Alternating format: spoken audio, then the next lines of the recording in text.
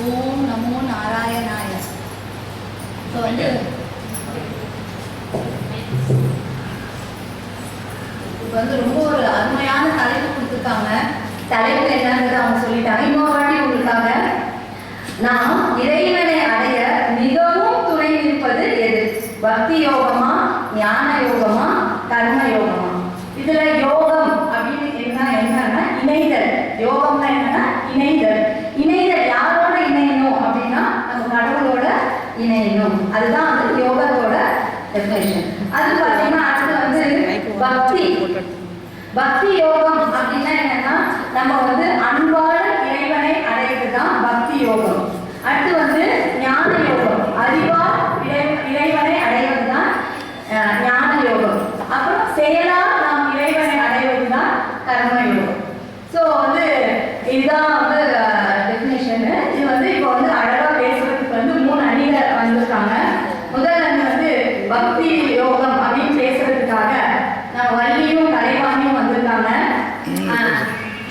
இவங்களை பற்றி சொல்லணும் அப்படின்னாக்கா, வள்ளி அவங்க வந்து வாயை திறந்தாலே ஹரே கிருஷ்ணா ஹரே கிருஷ்ணா ஹரே கிருஷ்ணா தான். ஸோ அவங்களோட பக்தியை வந்து எல்லாத்துக்கும் தெரிஞ்சு, வீட்டிலையும் சரி கோயிலையும் சரி ரொம்ப பக்தியாக இருப்பாங்க. அதே மாதிரி கலைவாணி சொன்னாலும் நம்ம ஸ்கூலை விட்டா அடுத்து எங்கன்னா ஏதாவது ஒரு கோயிலில் தான் அவங்க இருப்பாங்க. ஸோ இதே மாதிரியே கோயில் வந்து பக்தியாக இருப்பாங்க. அதனால பக்தி யோகமே துணை நிற்கும்னு பேச வந்திருக்காங்க. அடுத்தது வந்து ஞான யோகம். ஞானம்னாலே குருனாலே ஆசிரியர்கள். ஸோ ஞான யோகம் தான் சிறந்ததுன்னு பேச 2 ஆசிரியர்கள் வந்திருக்காங்க நம்மிடையே. அதுக்கப்புறம் பார்த்தீங்கன்னா கர்ம யோகம்னா அழகாக பேசுறதுக்காக 2 இல்லத்தரசிகள் வந்திருக்காங்க. இதுல என்ன ஸ்பெஷாலிட்டினா பெண் பிள்ளைகளை மட்டுமே பெற்ற அம்மாக்கள் வந்திருக்காங்க. அவங்களுக்கு தான் தெரியும் கர்ம யோகம்ன்றது எவ்வளோன்றது. அந்த பெண் பிள்ளைகளை பெற்று வளர்த்து பாதுகாத்து கல்யாணம் பண்ணி கொடுத்து பேர்காலம் பார்க்குற வரைக்கும் அவங்களுக்கு வந்து கடமை இருக்கு. ஸோ கர்ம யோகத்தை பற்றி பேசுறதுக்கு அவங்க ஆப்டான ஆளுங்க தான். ஸோ இந்த மாதிரி அழகான அணிகள் இருக்கு. ஸோ வந்து இதை நம்ம பார்ப்போம். அதே மாதிரி பார்த்தீங்கன்னா ஒரு யோகத்தை பற்றி ஒரு சின்ன இன்ட்ரடக்ஷன் கொடுத்துட்றேன். பக்தி யோகம் அப்படின்னு என்னன்னா கண்மூடித்தனமான பக்தி இருக்கும். டோட்டல் சரண்டர், எதை பற்றியும் யோசிக்காம சரண்டர் ஆகிறது தான் பக்தி யோகம். ஞான யோகம் அது என்ன அப்படின்னாக்கா, இப்போ வந்து நம்ம ஒரு சட்டை போட்டுருக்கோம், சட்டை கிழிச்சிச்சுன்னா நம்ம வருத்தப்படுவோம். ஆனால் ரொம்பலாம் வருத்தப்படுவோம், அடிபட்டா வருத்தப்படுவோம். ஏன்னாக்கா சட்டை தானே போனா போகுது அப்படின்னு நினைப்போம். அதே மாதிரி தான் நம்ம உடம்பு வேறு, நம்ம சட்டை வேறு, நம்ம உடம்பு வேறுன்றது நம்மளுக்கு தெரியற மாதிரி தான் நம்ம உடம்பு வேறு ஆத்மா வேறுன்றதை நம்ம உணரணும். ஏன்னா இந்த ஜென்மால இந்த உடம்புல இருக்கிறோம், அடுத்த ஜென்மால வேற உடம்புக்கு போவோம், அதுக்கடுத்த ஜென்மால வேற உடம்புக்கு போயிடுவோம். ஆனா இந்த ஜீவாத்மாவோட நிலை என்னன்னா அது மோட்சம் அடையிறது தான். ஸோ அதை நம்ம உணர்ந்துக்கிட்டாலே நம்ம அதற்கான வழியில போனோம்னா நம்ம சீக்கிரமா நம்ம மோட்சம் அடையலாம் அப்படின்றது தான் ஞான யோகம். அடுத்து வந்து கர்ம யோகம். கர்ம யோகம் சுயநலம் தன்னலம் இல்லாம செய்யற எல்லா காரியத்துக்குமே பலன் உண்டு. அதுக்கான மோட்சம் வந்து கண்டிப்பா கிடைக்கும், தர்மத்தின் பிரகாரம் நடக்கும். ஸோ இந்த ஒரு சின்ன இன்ட்ரடக்ஷனோட நான் வந்து என்னோட முன்னுரையை முடிச்சுக்கிறேன். அதுக்கப்புறம் அவங்க பேசினதுக்கப்புறம் நடுநடுவில் என்னோட கருத்துக்களும் சிலது இருக்கும். ஸோ அதாவது பக்தி யோகமே மிக துணையாக இருக்கும் அப்படின்னு பேசுறதுக்காக வழியை அழைக்கிறேன். வாங்க.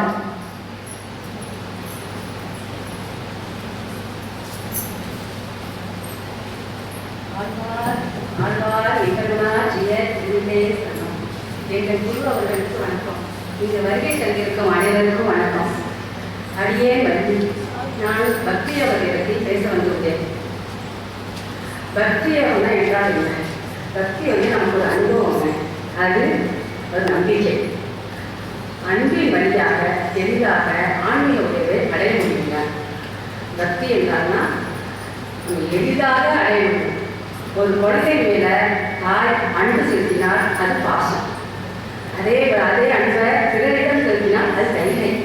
அதே மாதிரி குருவிடம் அன்பு செலுத்தினால் அது பக்தி. நம்ம பக்தி செலுத்துறதுக்கு நமக்கு பணம், பதவி, மொழி, ஞான யோகம், கர்ம யோகம் எதுவும் தேவையில்லை. பக்தி மட்டும் இருந்தால் போதும்.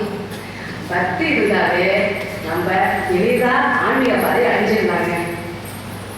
பக்தி பண்ணுறதுக்கு நீங்கள் வேலையை செய்து கொண்டோ இது வெளியில் போனாலோ எங்கே இருந்தாலும் உட்காந்துட்டு டிவி பார்த்தாலோ எது செஞ்சாலுமே ராமநாம ஜெபம் செஞ்சாலும் நம்ம உணரலாம், நல்லா உணரலாங்க. எனக்கு நிறைய நடந்துருக்குங்க. நம்ம எந்த இது பற்றி கவலைப்பட வேண்டாம்.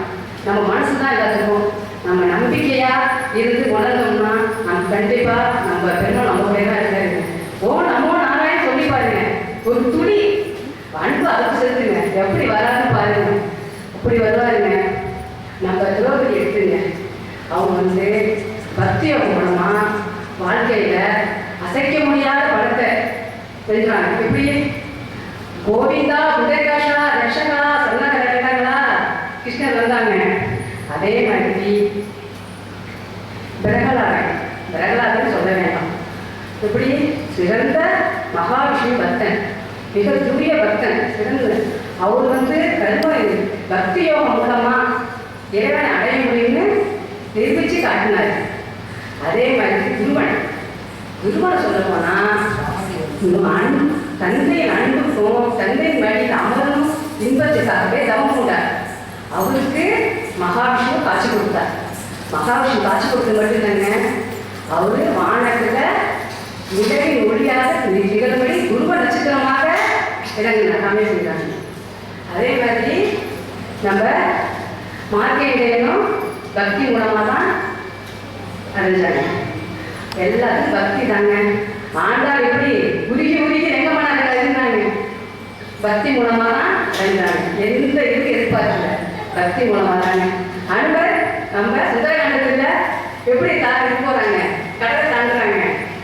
ராமநாம சொல்லி தான் கடலை தாண்டி 100 வருஷம் கடலை தாண்டி அங்கே போய் சீதாமாட்டி சொல்கிறாங்க, நான் கடலை தாண்டி ராமநாம சொல்லி தான் கடலை தாண்டினேன். அவங்களுக்கு மேலே அவங்க நம்பிக்கை, ராமநாம ஜபத்தில் அவங்களுக்கு நம்பிக்கை இருக்கு. ராமன்னு சொன்னாவே போதுங்க, நம்ம பக்கத்தில் ஆஞ்சநேயர் இருக்காருங்க, நம்ம கூடவே இருப்பாருங்க. எங்கே போனால் நம்ம கூட பக்தி நம்ம கூட இருந்துச்சு, நம்ம எங்கே வேணாலும் போனாங்க. நமக்கு எந்த இதுவும் தேவையில்லைங்க. யாரும் பற்றி கவலைப்படணும்னா எந்த பிரச்சனையும் கவலைப்படணும், எல்லாம் அவுட்ட படிச்சுருந்தீங்க. அப்புறம் நேற்று நீங்கள் கதை போட்டீங்களே வீராபாய் கதை, அது எப்படி கிருஷ்ணர் அடைஞ்சாங்க? வீராபாய் பக்தியால் தான் அடைஞ்சாங்க. அவங்க கொடுத்த ரசத்தை யார் இருந்தா? கிருஷ்ணர் தான் இருந்தாங்க. எப்படி? பக்தியால தான் எல்லாருமே அடைய முடியும். நமக்கு ஒரு தலைவலி வைத்த வழினா டாக்டர்கிட்ட போகிறோம், டாக்டர் என்ன பண்ணுறாரு? நமக்கு மாற்றி கொடுக்குறாங்க. நம்ம எதை நினைச்சோம் சாப்பிட்றோம், சரியா போயிடும் அப்படியே நினைச்சிடும். அகிலாண்டபடி பிரம்மாண்ட நாயகன் கடலா பெருமாள் நம்மளை படிச்சிருக்காங்க. அவங்கள்ட்ட நம்மளோட ஒப்படைச்சா என்ன, ஒப்படைச்சிட்டு நம்ம எதையும் பற்றி கவலைப்பட வேண்டாம்.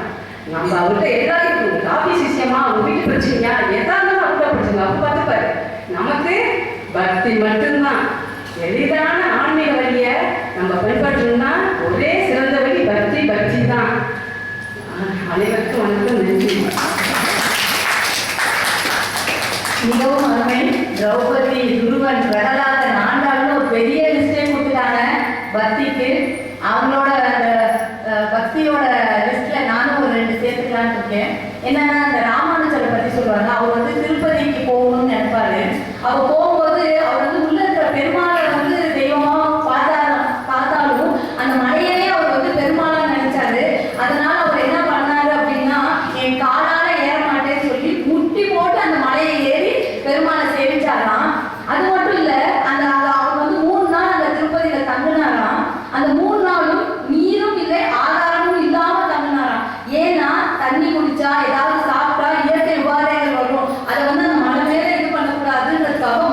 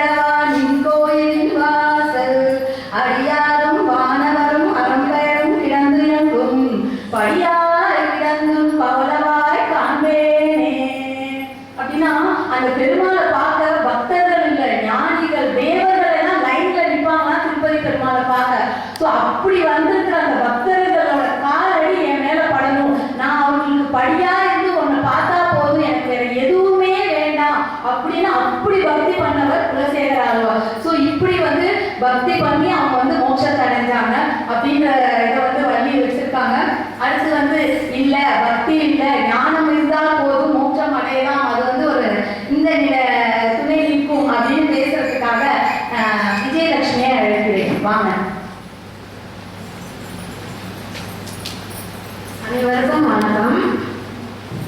நான் இப்போ ஞானாயோகத்தை பற்றி பேச போகிறேன். இப்போ வள்ளி அக்கா சொன்னாங்க, அனுமன் வந்து ராமநாமத்தை சொல்லிட்டா கடலை தாண்டினாருன்னு. ஒரு ராமநாம பற்றி இருந்தால் மட்டும் போதுங்களா? அங்கே ஜாபவான்கிற ஞானி இல்லைன்னா அவருக்கு பழைய கதை எப்படி தெரிஞ்சிருக்கும்? அவருடைய கதை எப்படி தெரிஞ்சிருக்கும்? அவர் சின்ன வயசுல இருந்த கதை எப்படி தெரிஞ்சிருக்கும்? அதுக்கு ஒரு ஞானத்தை தூண்டி விடுறதுக்கு ஒரு ஞானி தேவைப்பட்டாரு. ஞான மார்க்கம்னா என்ன? ஞான மார்க்கம் தன்னை அறியணும். தன் ஆன்மா என்ன, தன் ஆன்மாவை பற்றி முழு முழு விஷயத்தையும் அறிஞ்சு அதன் மூலமா நம்ம போய் கடவுள் அறியறது ஞான மார்க்கம். அது திருமூலர் சொல்றாரு, உடலை வளர்த்தேன் உயிரை வளர்த்தேன். உடல் ஆரோக்கியமா இருந்தா உயிர் ஆரோக்கியமா இருக்கும். உடல் ஆரோக்கியம் இல்லைன்னா உயிர் நம்மளை விட்டு போயிடும். உயிர் இருந்தாலே நம்ம மெய்ஞானத்தை அடைய முடியும்.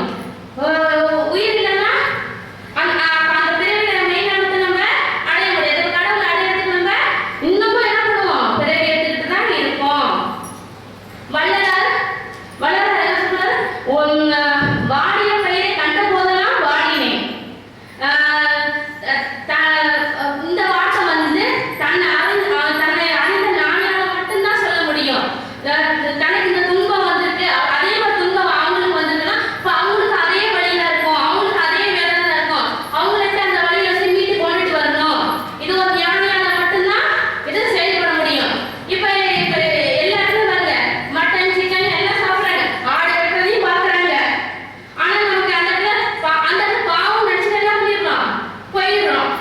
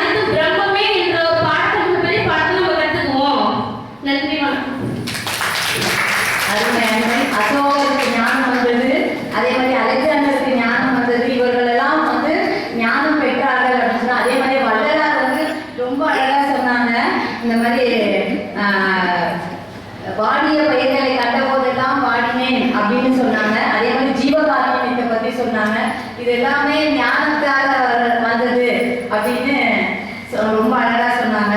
அதே மாதிரியே என்னன்னா இன்னொரு சின்ன எக்ஸாம்பிள், திருக்கட்சி நம்பிகள் அப்படின்னு ஒருத்தர் வந்து இருந்தாரு. அவர் என்னன்னா அவரு வந்து ரொம்ப பக்திமான். அவர் என்னன்னா நேரடியா பெருமாள்கிட்டயே பேசுவாராம். அவரு அப்போ வந்து அவர் கேட்பாராம், பெருமாளே எனக்கு மோட்சம் இருக்கா அப்படின்னு கேட்கும்போது அவர் சொல்லுவாராம், அவனுக்கு மோட்சம் இல்லை அப்படின்னு வர பெருமாள். நான் சொன்னேன், நான் எவ்வளோ பக்தி பண்றேன், எவ்வளோ கர்மங்கள் செய்யறேன், ஏன் எனக்கு மோட்சம் இல்லை அப்படின்னா, நீ ஒரு குருவோட ஞானம் பெறணும், குரு கிட்ட போய் நீ சேவை செய்யணும் அப்படின்னு சொல்றாராம். சரி, இவர் என்ன பண்ணாரு, ஒரு வண்டிக்காரர் மாதிரி வேஷம் போட்டுட்டு திருக்கோஷ்டியூர் நம்பி அவர்கிட்ட போய் ஒரு வண்டிக்காரனா வேலையை பார்க்குறாரு. அப்போ அவருக்கு மோட்சம் கிடைக்குது. அப்பதான் தெரியுதான் திருக்கட்சி நம்பிக்கை ஏன் அனுப்பிச்சாரு பெருமாள் அப்படின்னா, ஒரு குரு கிட்ட நம்ம சேவை செய்தாதான் அவர்கிட்ட இருக்க ஞானம் நம்மளுக்கு கிடைக்கும். அதை வச்சுதான் நம்மளால வந்து மோட்சம் அடைய முடியும். அதனாலதான் பெருமாள் வந்து நம்மளை வந்து சேவை செய்ய அனுப்பிச்சாரு அப்படின்னு சொல்றாரு.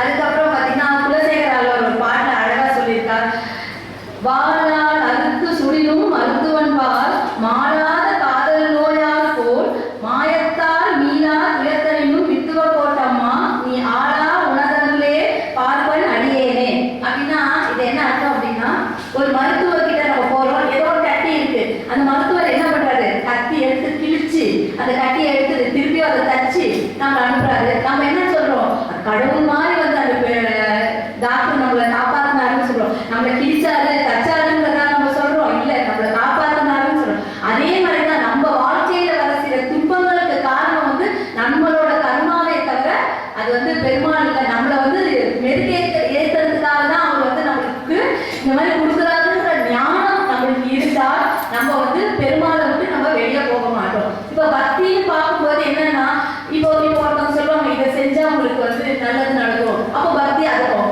அடுத்து இன்னொருத்தவங்க சொல்லுவாங்க இதை செஞ்சா உங்களுக்கு இது நடக்கும், அடுத்தது போவோம். ஸோ பக்தின்றது மாறிக்கிட்டே போயிடும் சில நேரங்கள்ல. ஆனா ஞானம் இருந்தால் அந்த பக்தி வந்து சரியான பாதையில போகும் அப்படின்றத வந்து நான் இங்க வந்து தெரிவிச்சுக்கிறேன். அடுத்து வந்து இல்லை இது எல்லாமே வேண்டாம், கர்மம் ஒன்று இருந்தால் போதும், நம்ம வந்து மோட்சத்தை அடையலாம் அப்படின்னு பேசுறதுக்காக விஷ்ணு பிரியாவை அழைக்கிறேன். வாங்க.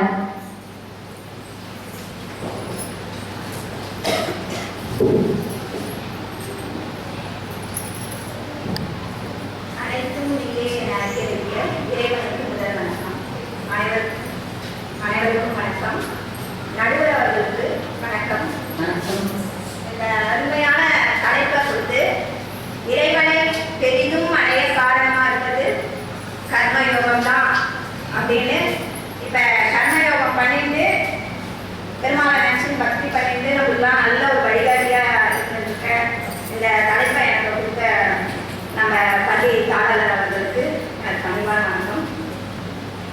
வந்து கீதையில வந்து கிருஷ்ணர் நம்ம வந்து எல்லா இந்து தர்மப்படி மொத்த பேரும் ஃபாலோ பண்றது கீதை தான். பகவத்கீதை வந்து நம்ம மட்டும் இல்லை, பல மொழிகள்ல வந்து மொழிபெயர்த்து அந்த கீதை தான் எல்லாருமே வந்து இப்பயும் படிச்சுருக்கா, எல்லாம் பண்ணியிருக்கா. அது பிரகாரம் தான் நம்ம வாழ்ந்துருக்கோம். கிருஷ்ணர் வந்து அர்ஜுன கிட்ட சொல்றார்,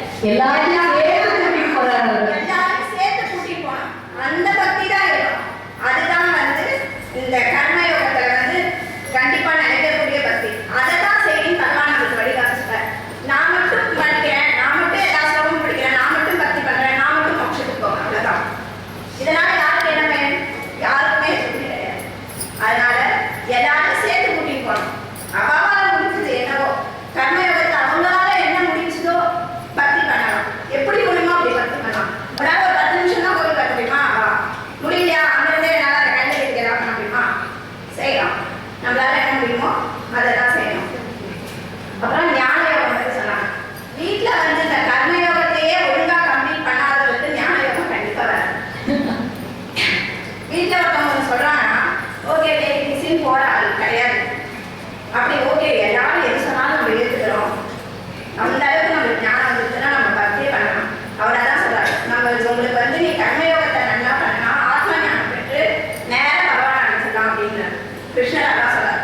நீ வந்து பக்தி யோகத்துக்குள்ளேயே போகவே வேண்டாம், நீ உனக்கு ஆத்மா ஞானம் பெற்றுடும், நீ நேராக வந்து பெருமாள் அனுப்பிச்சிடலாம் அப்படின்னு சொல்கிறார். நீ இங்கே வந்து வீட்டில் வந்து உட்கார முடியாமல் போயிட்டு நான் வந்து 1 மணி நேரம் தியானம் பண்ணுறேன்னு ஒவ்வொரு தியானம் கூடமாக போய் உட்காந்து சிந்தனையெல்லாம் எங்கேயோ வச்சுட்டு தியானம் பண்ணுறதுல நோ யூஸ். அதனால தியானம் பண்ணுறது வந்து நம்ம ஆத்மாவை வந்து சுத்தமாக வச்சுக்கணுன்றது வந்து நம்ம காரியங்களை வந்து திறம்பட செய்யணும். எல்லாரையும் வந்து அனுசரித்து எல்லா காரியங்களும் நல்லபடியாக செஞ்சால் நம்ம ஆத்மாவை பக்குவப்படும். ஓகே இந்த இடத்துல நம்ம இதை தான் வந்து இது பண்ணணும் அப்படின்ற பக்குவப்படும். அப்புறம் ஞானம். பக்தியோகத்தில் சொன்னாங்க, நாங்கள் வந்து அப்படியே இங்கேருந்து எல்லாத்தையும் நாராயணத்தை ஒப்படைச்சிட்டு வள்ளியப்பா எல்லாத்தையும் நாராயணத்தை ஒப்படைச்சிட்டு கோவிலே உட்காந்துட்டே இருந்தா பக்தி பண்ணிகிட்டே இருந்தா வீட்டில் இருக்கிற சிந்தனையே இல்லாமல் இருப்பாங்க. அவர் வந்து சொல்லார் கிருஷ்ணர், ரொம்ப கஷ்டம் பாணி பக்தியோகம் ஞானத்துக்குலாம் போகாத அர்ச்சனா, வந்து அது ரொம்ப டஃப்பாக இருக்கும். ஒன்னால் வந்து ஒரு சிந்தனையெல்லாம் அடக்கி ஜபம் பண்ணி ஒரே இடத்துல தியானம் பண்ணுறதுன்றது ரொம்ப கஷ்டமான விஷயம். பக்தி பண்ணிகிட்டே இருந்தால் மற்ற காரியத்தெல்லாம் பார்க்கறது ரொம்ப கஷ்டமான விஷயம். அதை பண்ணாத. அதனால நீ வந்து எல்லா காரியத்தையும் பண்ணு, தர்மப்படி பண்ணு. உன்னுடைய கர்மாவை வந்து கடைசியில் நீ பண்ணி அவரே பகவானே தேடி வருவார். கர்ம யோகம் பண்ணவங்களை மட்டும் பகவானே தேடி வந்து கூட்டிகிட்டு போவார். நீ வா அப்படின்னு. நான் வந்து ஒரு 2-3 பேரை உதாரணமாக சொல்கிறேன். புண்டரீகர் இருக்கார், உங்கள் எல்லாருமே தெரியும். அப்பா அம்மாவுக்கு அப்படி ஒரு கைங்கரியம் பண்ணுவாங்க. பகவான் கிருஷ்ணரே போய் நின்று பார்த்துட்டு அவரை போய் இவர் சேவிக்கணும்னு நினச்சிட்டார். இவர் அவரை போய் பார்த்துட்டு ஒன்றை மாதிரி வந்து யாராலையும் கைங்கரியம் பண்ணாங்க அப்பா அம்மாவுக்கு அப்படின்னு சொல்லி அவரை தேடி கிருஷ்ணரே போயிருவார். அது மாதிரி ஜனாபாயின்னு ஒருத்தவங்க இருக்காங்க. அவரை தேடினோம். இங்கே எல்லாருக்குமே அந்த கதை தெரிஞ்சிருக்கோம். கதையை சொல்ல 5 நிமிஷத்துல டைம் கிடையாது. அந்த ஜனாபாயை தேடி அவங்க வந்து இன்னும் ரொம்ப படிப்பறிவுலாம் இல்லாதவங்க, இயற்கையாகவே ஞானம் பெற்றவங்க. இயற்கையாக ஞானம்னா அவங்க வந்து ஒவ்வொரு செய்கிற செயலிலும் பகவான் இருக்கான்னு நினச்சி செய்யணும். இப்போ நான் இந்த வேலையை செய்கிறேன்னா இதை வந்து பகவான் எனக்கு விதிச்சிருக்கா, இதை நான் செய்கிறேன் அப்படின்னு நினச்சி நம்ம ஒவ்வொரு வேலையும் செஞ்சோம்னா இது கர்மா என்னவோ அது பிரகாரம் கஷ்டமோ நஷ்டமோ எது வேணா வரலாம், அதை பற்றி நம்ம கவலைப்படலாம். இந்த கர்மா நம்மளுக்கு பகவான் விதிச்சது, இதை நம்ம வந்து அவர் மேலே பொறுப்பாக விட்டுட்டு நம்ம செய்வோம் அப்படின்னு நம்ம செய்யணும்.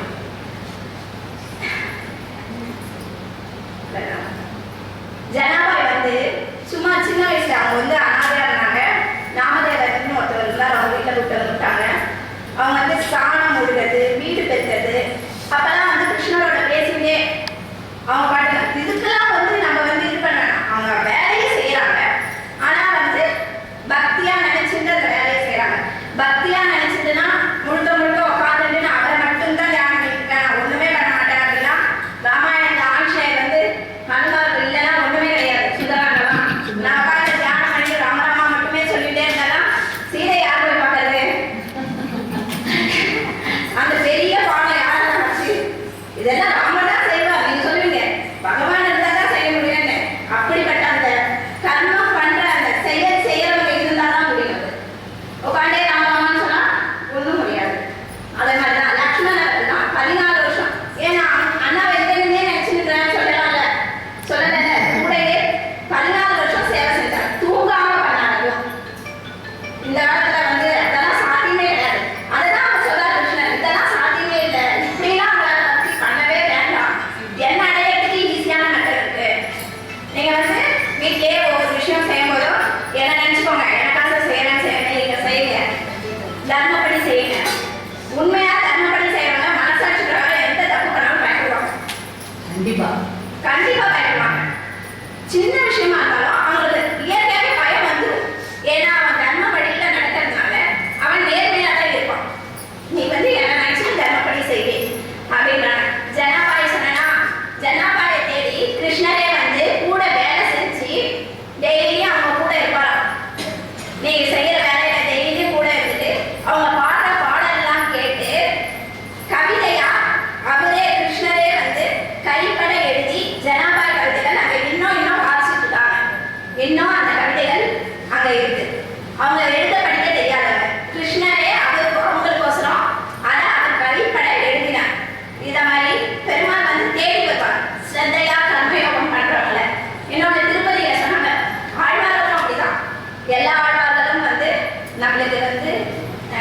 கர்மயோகம் பண்ணுங்க. பெருமாள் சொன்ன மாதிரி இது வந்து முக்திக்கான வழி அப்படின்னு சொல்லி கொடுத்துருக்காங்க. குலசேகர ஆழ்வார் பற்றி சொன்னாங்க. ஆழ்வார் வந்து அப்படி பக்தி பண்ணி மோட்சம் போடுறதுன்றது பெரிய விஷயம் தான். நான் வந்து அதே திருப்பதியில ஒரு புயவன், பீமையான ஒரு புயவன், இது வந்து ரியலா நடந்தது. அந்த புயவன் வந்து ரொம்ப திருப்பதி பெருமாள் மேல ரொம்ப சட்ட பக்தியா இருப்பார். இந்த கடையிலும் சொல்லி முடிக்கிறது கஷ்டம் தான், ஷார்ட்டா சொல்றேன். அவர் வந்து டெய்லியும் பெருமாளை நினைச்சிட்டு தான் காத்தால எழுந்திருப்பார். அவர் மண்பானை செய்யறது, பொம்மை செய்யறது, இந்த வேலையெல்லாம் செஞ்சுட்டே இருப்பார். ஒரு நாள் நாரதர் கனவுல வந்து என்னால் அவர் கால் கொஞ்சம் ஊனம், என்னால் போய் பெருமாளை பார்க்க முடியலையே ஒரு மன வருத்தம் இருக்குது. நாரதர் சொன்னா, நீ தான் பொம்மையெல்லாம் செய்யலையே, பெருமாளை வச்சு செஞ்சு அங்கே வச்சுக்கோ. அதை வந்து டெய்லியும் வந்து மணலால அர்ச்சனை பண்ணு அப்படின்னு சொல்லுவார். இதையும் அவர் வந்து பெருமாள் மாதிரியே, திருப்பதி பெருமாள் மாதிரியே மண்ணால செஞ்சுட்டு டெய்லியும் அந்த மண்ணால வந்து அதை மட்டுமே அவர் செய்ய மாட்டாரு. அவர் வேலைகளோட இதையும் செய்வார். அவர் கடமை என்னவோ அதோட அவர் அதை மட்டுமே செஞ்சுட்டு இருந்தாலும் பண்ண முடியாது. அந்த கடமை வந்து இதையும் செய்வார். அந்த மண் மணலால அர்ச்சனை பண்ணாரு பெருமாளுக்கு பண்ணிட்டே இருந்தார். அந்த நாட்டு அரசர் தொண்டைமான் சக்கரவர்த்தி என்ன பண்ணார்? அவரும் அப்படிதான் பொன்னால வந்து மலர்கள் வச்சு டெய்லியும் அர்ச்சனை பண்ணுவார். அவருக்கு வந்து டெய்லியும் பெருமாளுக்கு பொன்னால மலர் வச்சு அர்ச்சனை பண்ணுவார். இவர் மண் மலர் அர்ச்சனை வந்து அங்கே மண்ணால பண்ண பூ வந்து அங்கே விழுந்துதான். உடனே இது என்ன மண்ணால வந்திருக்கனாலே பெருமாளே வந்து அவர் சொல்லிதான் சொன்னாராம், நான் இந்த இதெல்லாம் புஷ்பத்தை தான் நான் எடுத்துட்டேன் அப்படின்னு சொன்னாராம். அவர் அந்த இடத்துல வந்து அவர் பண்ண பக்தி இல்லை. அவர் நின்று நான் வந்து என்னுடைய கடமையை செஞ்சுட்டே இங்கிருந்தே நான் பகவானை நினைக்கிறேன், அதுதான் உண்மையான அந்த இடம். அவர் வந்து அந்த வேலை செஞ்சுட்டே ஐயோ என்னால் போக முடியலையே நினைச்சாலே அவர் தேடி விட்டுவார் பெருமாள். அந்த இடத்துக்கு என்னால் போக முடியல, என்னால் அதை கலந்துக்க முடியல, ஒரு கோவிலுக்கு என்னால் போக முடியல, கலந்துக்க முடியல. ஆனால் அவங்க சிந்தனை முழுக்க பகவான் நடக்கும். அதான் உண்மை. சிந்தனை முழுக்க நம்ம வந்து பகவானை நினைச்சிருக்கோம். கோவிலில் போய் ஒரு 10 நிமிஷம் நின்றுட்டு ஒரு 8 நிமிஷம் நல்லா கதை பேசிட்டு தப்பா நினைச்சுக்காதீங்க. அதாவது நம்ம எந்த அளவுக்கு நெருக்கத்துல பெருமாள்கிட்ட இருக்கோன்றது மட்டும்தான் நம்ம நினைக்கணும். மனசோட நெருக்கம் இருக்கணும் நமக்கு. நம்ம வந்து போனோம் சும்மா சளிப்பு போட்டோம் சீர்த்தம் எனக்குமே அதுல உடன்பாடு கிடையாது. கர்மயோகம் ஒழுங்கா பண்ணணும், ஸ்ரத்தையா பண்ணுங்க. அதை வந்து ஸ்ரத்தையா பண்ணிட்டு நேரம் கிடைக்கும் போதெல்லாம், சில பேர் நேரம் கிடைக்கும் போதெல்லாம் டிவி பார்த்து டைமை வேஸ்ட் பண்ணக்கூடாது. நேரம் கிடைக்கும் போதெல்லாம் அப்பப்போ பெருமாள் போய் சேவிக்கிறது இதெல்லாம் பண்ணுங்க. கர்மயோகம் மட்டும்தான் கலியுகத்திலையும் சரி நான்கு யுகத்திலையும் கிருஷ்ணர் காட்டின பாட்டு வந்து கர்மயோகம் மட்டும்தான். கர்மயோகம் செஞ்சாலே போதும், இந்த ஆத்ம ஞானம் தானா வந்துடும். நீங்க பக்தியே பண்ண வேணாம், என்ன தானா வந்து அடைஞ்சிடலாம் அப்படின்னு சொல்றாங்க. இந்த அருமையான தலைப்பை கொடுத்த நான் பள்ளி தாராளுக்கு எனக்கு நன்றியை தெரிவிச்சேன். அவரை மாதிரி நம்மளால முடிஞ்சவர்களும் ஓரளவுக்கு பெருமாளுக்கு எப்படியெல்லாம் தொண்டு பண்ணணும்னு நினைக்கிறோமோ அதெல்லாம் பண்ணலாம். நன்றி. மிகவும் அருமை, அழகா சொன்னாங்க. பக்திங்கிறது வந்து சுயநலம், தன்னை பத்தியே மட்டும்தான் நினைப்பாங்க. அந்த கர்ம யோகிகள் தான் அடுத்தவங்களையும் சேர்த்து கூட்டிட்டு போகணும். பெருமாளுக்கு ஒருத்தர் வரதோட 10 பேர் வந்தா சந்தோஷம் தானே. அந்த மாதிரி ரொம்ப அழகா சொன்னாங்க. கர்ம யோகம் வந்து ரொம்ப ஈஸி, பக்தின்றது கஷ்டம். அது வந்து 100க்கு 100 உண்மை. பக்தின்றது வந்து நம்ம மனசால பண்ணணும், அதுதான் பக்தி. அதனால அவங்க என்ன சொன்னாங்க, கர்மயோகம் ஈஸி அப்படின்னாங்க. இப்போ வந்து யுதிஷ்டர் பார்த்தீங்கன்னா அவர் வந்து தர்மத்தின் வழியில தான் போகணும் அப்படின்ற ஒரு இதுல இருந்தார். அவரு எவ்வளவோ கஷ்டங்கள் வந்தது. ஃபர்ஸ்ட் வந்து மகாபாரதத்துல துரியோதனன் சூதாட கூப்பிடுவாரு. தெரியும் சூதாடுனா நம்ம தோத்து போவோம், நம்ம ஏமாத்த தான் கூப்பிடுறாங்கன்னு தெரிஞ்சும் போகிறாரு. ஏன்னா ஒரு ராஜா வந்து கூப்பிட்டா போகணும், அதுதான் அவரோட தர்மம். அதனால அவர் போனாரு. அதே மாதிரி அங்க போய் அவமானப்பட்டாரு, எல்லாத்தையும் இழந்தாரு, திரௌபதியுமே இழந்து அவங்களுக்கு அடிமையாகி இருந்தாரு. அப்ப திரௌபதியை வந்து சபைக்கு இழுத்துட்டு வராங்க. அப்பவும் இவர் தர்மத்தை தான் ஒரு வார்த்தை பேசல.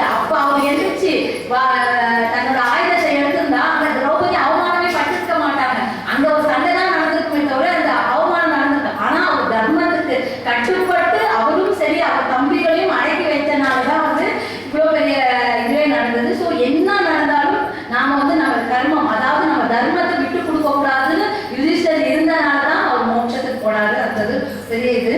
அதே மாதிரி பார்த்தீங்கன்னா எல்லாருக்குமே தெரிஞ்ச அந்த நாரதர் சொல்லுவாங்க, நான் பெரிய பக்திமான், நான் எப்பவும் நாராயணா நாராயணான்னு சொல்றேன் அப்படின்னு சொல்லுவாங்க. அப்போ வந்து பெருமாள் சொல்றாங்கன்னா, இப்போ யார் பெரிய பக்தர் அப்படின்னு சொல்லும்போது அங்கே ஒரு விவசாயி இருக்கான், அவன் தான் என்னோட பக்தன் அப்படின்னு சொல்லுவான். அவன் என்ன ஒரு பார்த்தாலும் ஒரு வாட்டி நாராயணான்றான், அப்புறம் படுக்க போகும்போது ஒரு வாட்டி நாராயணான்றான். நான் டெய்லி எப்போ பார்த்தாலும் நாராயணன் சொல்லிட்டு இருக்கேன். ஓ அப்படியா, சரிவா இது ஒரு கிண்ணத்துல எண்ணெய் கொடுத்து இதை வந்து என் கையில கீழே ஒரு சொட்டு கூட சிந்தாம இந்த மூலத்தையும் சுத்திட்டு வா அப்படின்னு. அப்படியே நாரதர் அப்படியே இப்படி போறாரோ, ஒரு சொட்டு கூட சிந்தாம அழகா சுத்திட்டு வந்து கொடுக்குறாரு. நான் ஒரு சொட்டு கூட சிந்தலை. சரி இதை தூக்கிட்டு போனியே, அப்போ எத்தனை வாட்டி என்ன நினைச்ச அப்படின்னு கேட்டாரா. ஐயோ நினைக்கலையே அப்படின்னாரா. அதுதான் வந்து கர்மயோகம். அவங்க வந்து எவ்வளவு வேலை இருந்தாலும் அது ஒரு வாட்டி நினைச்சாலே போதும், அது 1000 மடங்குக்கு சமம் அப்படின்றது தான் அந்த கர்மயோகன்றது. அதனால ரொம்ப அழகா பேசினாங்க விஷ்ணுபிரியா. அடுத்து வந்து பக்தி யோகம் இல்லை, என்னதான் இருந்தாலும் பக்தி தான் சிறந்தது அப்படின்னு பேசுறதுக்காக கலைவாணி அவங்கள நினைக்கிறேன். வாங்க.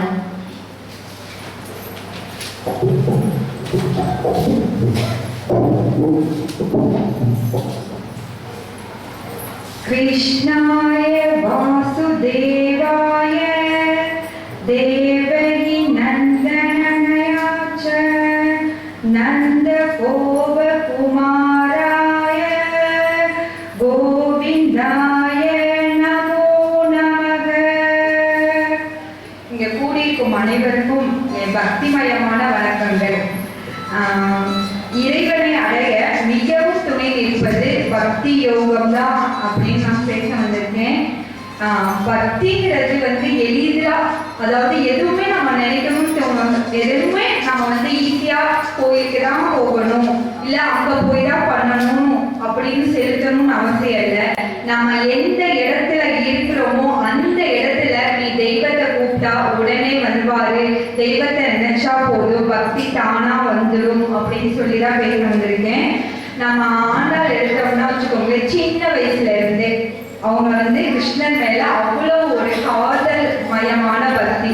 அவர் எந்த டைமும் உருகிட்டே இருந்தாரு, பெருமாளை நினைச்சிட்டே இருந்தாரு. பெருமாளை வந்து அவங்க நினைச்ச மாதிரியே வந்து கல்யாணம் பண்ணிக்கிட்டாங்க. அதே மாதிரி எடுத்துட்டோம்னா ஆஞ்சநேயரை வந்து பார்த்தீங்கன்னா சீதா தேவி வந்து ஒரு முத்து மாலையை கொடுப்பாங்க. அந்த முத்து மாலையை உடனே டக்கு டக்கு டக்குன்னு பிச்சு போட்டுருவாரு. கேட்டா என்ன சொல்லுவாருன்னா, இந்த முத்து மாலையில ஏன் பிச்சு போட்ட அப்படின்னு கேட்கும்போது அதுல என்னுடைய ராமர் இல்லை, அதனால வந்துதான் ராமர் இல்லாத இந்த முத்து மாலை எனக்கு பரிசு வேணாம் அப்படின்னு சொல்லுவாரு. அடுத்தது பார்த்தீங்கன்னா விபீஷ்ணர் எடுத்துக்கிட்டோம்னா அவர் வந்து ராமர் மேல அதிக பற்று வச்சிருந்தாரு. அவர் வந்து தான் அண்ணன் ராவணனையே எதிர்த்துட்டு நான் ராமரோட தான் போய் சேருவேன், ஏன்னா நீ ராமரையே எதிர்த்து போரிட போற, அதனால நான் போய் ராமர்கிட்ட போய் அடைக்கலம் அடைகிறேன்னு சொல்லிட்டு அந்த அண்ணனையே எதிர்த்து அந்த நாட்டையும் விட்டுட்டு வராரு. ஆனா ராமர் சேர்த்துக்குவாரான்னு தெரியாது. ஏன்னா அவர் வந்து பாத்தீங்கன்னா ராவணனோட இவர் தம்பி, எப்படி சேர்த்துக்குவாரு அப்படிங்கிற ஒரு நம்பிக்கை ஆனா இவர் வந்து ராமர் எப்படின்னா அவர் சேர்த்துக்குவாரு அப்படிங்கிற ஒரு நம்பிக்கையில வராரு. ராமர் கிட்ட சரணாகதி அடைகிறாரு. அடுத்தது பார்த்தீங்கன்னா பாஞ்சாலி எடுத்துக்கணும். பாஞ்சாலிய வந்து அந்த சபையில வந்து துயில் விழுறாங்க, எல்லாரும் கைவிட்டுற, கணவர்மார்கள் கூட ஒண்ணுமே செய்ய முடியல. அவ உடனே கையை விரிச்சதா, கோவிந்தா அப்படின்ட்டு கையை விரிச்சதா. கிருஷ்ணர் வந்து நிக்கிறாரு. அது இல்லாம கிருஷ்ணர் நீ எப்ப கூப்பிட்டாலும் நான் வந்து உடனே நிற்பேன் அப்படின்னு சொல்லுவான். அவர் அந்த இதுல மகாபாரதத்துல கோவிந்தா அப்படிங்கிற ஒரு நாமத்தை சொன்னாலே போதும், பாஞ்சாலி கூப்பிட்ட அடுத்த நிமிஷம் கிருஷ்ணர் வந்து நிற்பாரு. அதுக்கப்புறம் பாத்தீங்கன்னா திருக்கட்சி நம்பி எடுத்துட்டோம்னா டெய்லியும் அவர் வந்து பூவை பறிச்சு பூவை தொடுத்து பெருமாளுக்கு கொண்டு போய் சேர்ப்பார். டெய்லி ஒரு நாள் விட மாட்டாரு. டெய்லியும் ஒரு 3 கிலோமீட்டரோ 5 கிலோமீட்டரோ நினைக்கிறேன், அதுக்கு மேல நடந்து காஞ்சிபுரம் 50 கிலோமீட்டர் நடந்து போய் தான் கடமையை செய்வாரு. அடுத்தது சபரியை எடுத்துக்கிட்டீங்கன்னா டெய்லியும் பழத்தை பறிப்பாங்க, அதை வந்து நல்லா இருக்கா டேஸ்டா இருக்கான்னு சாப்பிட்டு பார்த்துட்டு பறிச்சு வைப்பாங்க. இன்னைக்கு ராமர் வருவாரு, இந்த பழத்தை சாப்பிடுவாரு. தினமும் இது மாதிரி பண்ணிக்கிட்டே இருப்பாங்க.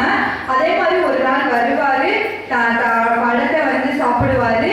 உடனே ராமன் கிட்ட அடைக்கலம் அடைகிறாரு. அடுத்தது பார்த்தீங்கன்னா வச்சுக்கோங்களேன், பிரகலாதனை எடுத்துட்டோம்னா அவர் சின்ன வயசுல அவனுக்கு என்ன கடவுள் பத்தினா தெரியும். அவங்க அப்பாவையே எதிர்த்து அவங்க அப்பா கேட்கிறாரு, இந்த தூண்ல உங்க பெருமாள் இருக்காரா, இந்த தூண்ல உங்க பெருமாள் இருக்காரான்னு கேட்கிறாரு. இருக்காருன்னு இவன் எந்த நம்பிக்கையில சொல்றானே தெரியல, ஆனா இருக்காருன்னு அந்த சின்ன வயசுல அவனுக்கு அப்படி ஒரு பக்தி பெருமாள் மேல. யாருமே சொல்லல, அவனுக்கா வந்தது. இந்த தூணை காமிக்கிறான், அந்த தூணை காமிக்கிற ஒவ்வொரு தூண்லையும் பெருமாள் மாறிக்கொண்டே இருக்கிறார்.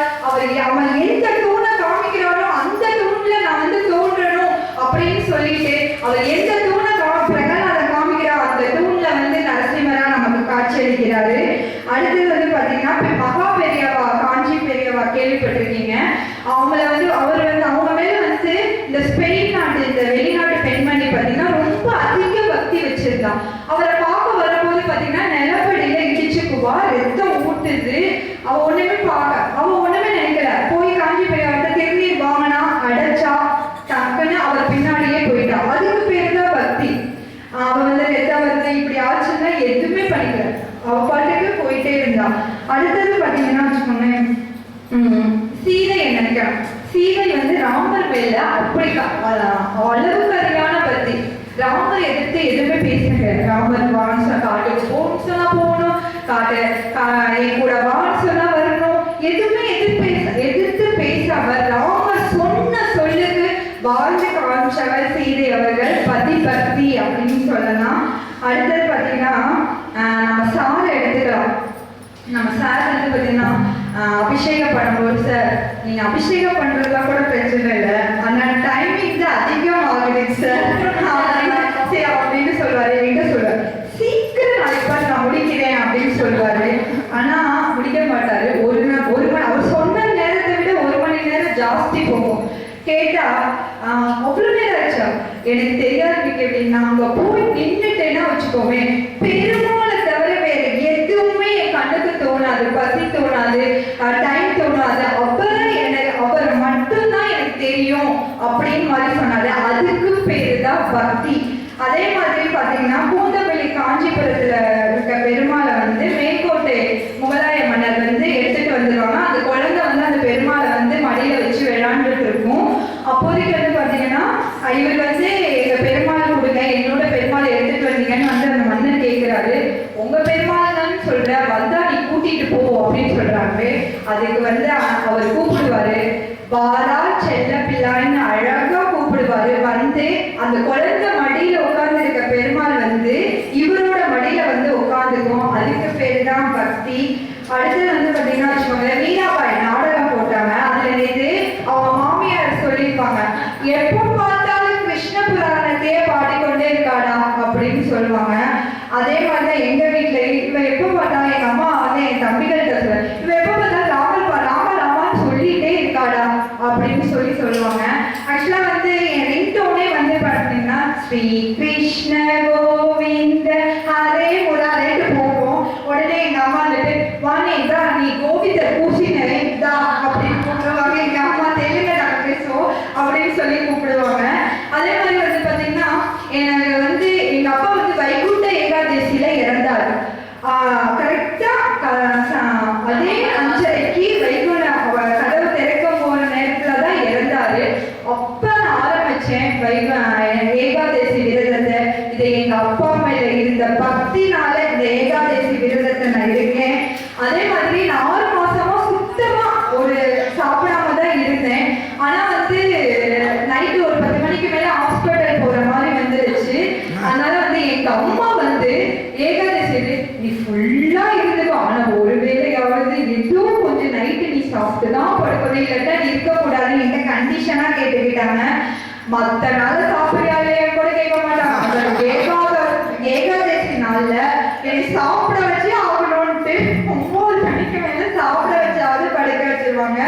அதே மாதிரி பாத்தீங்கன்னா சீக்கிரம் நம்ம பகவானை வந்து நம்பிக்கை இருந்தா போதுங்க. எங்க நம்பி அவங்க சொன்ன மாதிரி கோயில் கோயிலாதான் அதே நம்ம கடமையை நல்லா செஞ்சுட்டு நம்ம ஞானமும் இருக்கு, பக்தி இருக்க வாழ்ந்து எல்லாமே இருக்கு.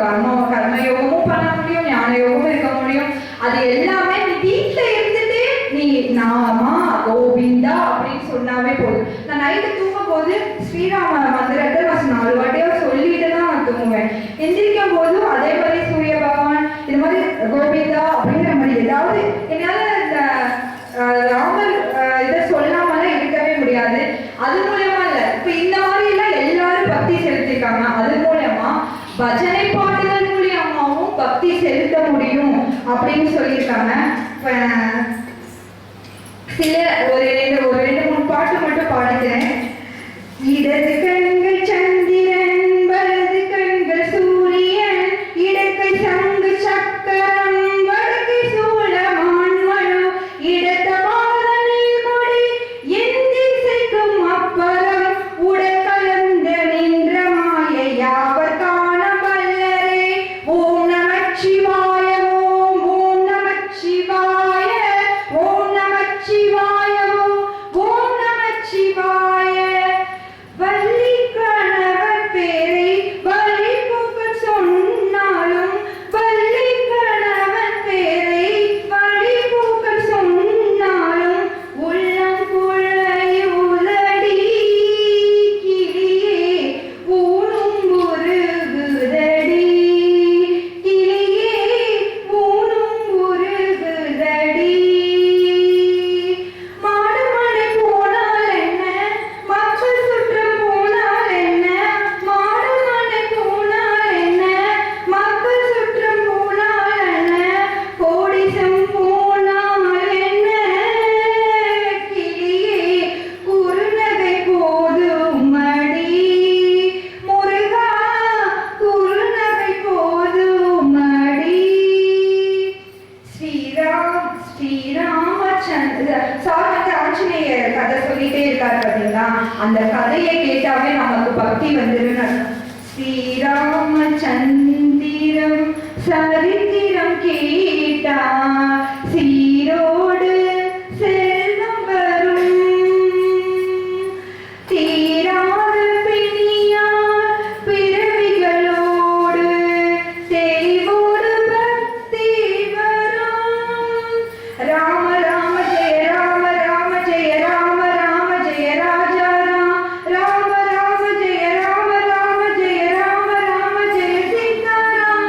ஹரே கிருஷ்ண கிருஷ்ண கிருஷ்ண ஹரே ஹரே, ஹரே ராம ராம ராம ஹரே ஹரே. இத சொன்னாவே எல்லாத்துக்கும் பக்தி வரும். அதனால மிக சிறந்தது பக்தி தான் அப்படின்னு சொல்லி என்னோட உரையை முடிக்கிறேன். அழகான குரல், அழகான பாடல்கள், ரொம்ப அழகா சொன்னாங்க. விபீஷண சரணாகதியை பத்தி சொன்னாங்க, சபரி மோட்சத்தை பத்தி சொன்னாங்க. ராமானுஜர் செல்லப்பிள்ளாய் அவரு அந்த கேட்கறானா, இலக்காரமா கேட்கறானா, அந்த ராஜா உங்க பெருமாள் தானே கூப்பிடு வந்தா கூட்டிட்டு போன்னு கேட்கறான். அந்த குழந்தை வந்து அந்த புறத்துல இருக்கு, இவர் அந்த புறத்துக்குள்ளார போக முடியாது ராமானுஜரால. அதனால இவர் வெளியே இருந்து கூப்பிடுறாரு, செல்லப்பிள்ளாய் வாராய் அப்படின்னு அழகா அந்த உற்சவர் வந்து இவர் மடியில உட்காந்துதான். அந்த அழகான இதை வந்து நம்ம இங்க வச்சிருக்கோம், செல்லப்பிள்ளாய் அதை பாருங்க. ஸோ அப்படி பக்தி செஞ்சவங்க. அதே மாதிரியே இன்னொன்று பார்த்தீங்கன்னா, எங்க கர்நாடகால ஒரு சின்ன கதை இருக்கு, பக்த கும்பாரா அப்படின்னு சொல்லுவாங்க. அதே தான் அந்த குயவர், விஷ்ணுபிரியா சொன்ன மாதிரி குயவர் தான் அவரோட வேலை என்னன்னா அந்த மண்ணெல்லாம் மிதிச்சு பானை செய்யறது தான். அவர் ரொம்ப பக்தர். எப்படின்னா அவர் வாயத்தான் கிருஷ்ணா கிருஷ்ணா கிருஷ்ணா அப்படியே கண்ணை மூடி மெய் மறந்து பாடுவாரு. ஸோ அவர் அவங்க மனைவி சொல்லுவாங்க, இந்த மாதிரி நான் தண்ணி எடுக்க போறேன், குழந்தைய பார்த்துக்கன்னு. அந்த குழந்தை வந்துட்டு தவழ்ற குழந்தை அது. சரி என்ன பண்ணாங்க, விட்டுட்டு போயிடுவாங்க. இவரு பாடிக்கிட்டே அந்த மண்ணை மிதிக்கிறார், மெய் மறந்து போறாரு, கையை தூக்கி அவர் பாட்டு பாட ஆரம்பிச்சிடறாரு. அந்த குழந்தை என்ன பண்றது, தவழ்ந்து வந்து இந்த மண்ணுல விழுந்துருது. ஸோ இவர் வந்து அந்த மண்ணை தான் அவ்வளோ பத்தி கீழே என்ன இருக்குன்னு கூட பார்க்கல, அந்த குழந்தையும் சேர்த்து மண்ணோட சேர்த்து இது பண்ணிடுறாரு. அப்போ அவங்க மனைவி வந்து கேட்குறாங்க, எங்க குழந்தை அப்படின்னு கேட்கும்போது எங்கேயாவது ஆடிட்டு இருப்பாப்பா. அப்போ தேடி பார்த்தா அந்த மண்ணுல இருக்கு அந்த குழந்தை. அப்படியே அதிர்ந்து போறாங்க, ஐயோ நம்ம குழந்தைய இழந்துட்டோமே அப்படின்னு. சரி அந்த குழந்தைய தூக்கிட்டு அந்த கிருஷ்ணரோட கோயிலுக்கு போய் கேட்கறாங்க, நான் உன்னோட பக்தியில தானே இருந்தேன், எனக்கு ஏன் இந்த தண்டனை அப்படின்னு கேட்கும்போது அவர் சொல்றாங்க, உன்னோட பக்தியை உலகுக்கு காட்டவே நான் செய்தது திருவிளையாடுறது, அதனால வந்து உன் குழந்தை உனக்கு வரும். ஸோ அப்படி பக்தி பண்ணவங்க எல்லாம் இருக்காங்க.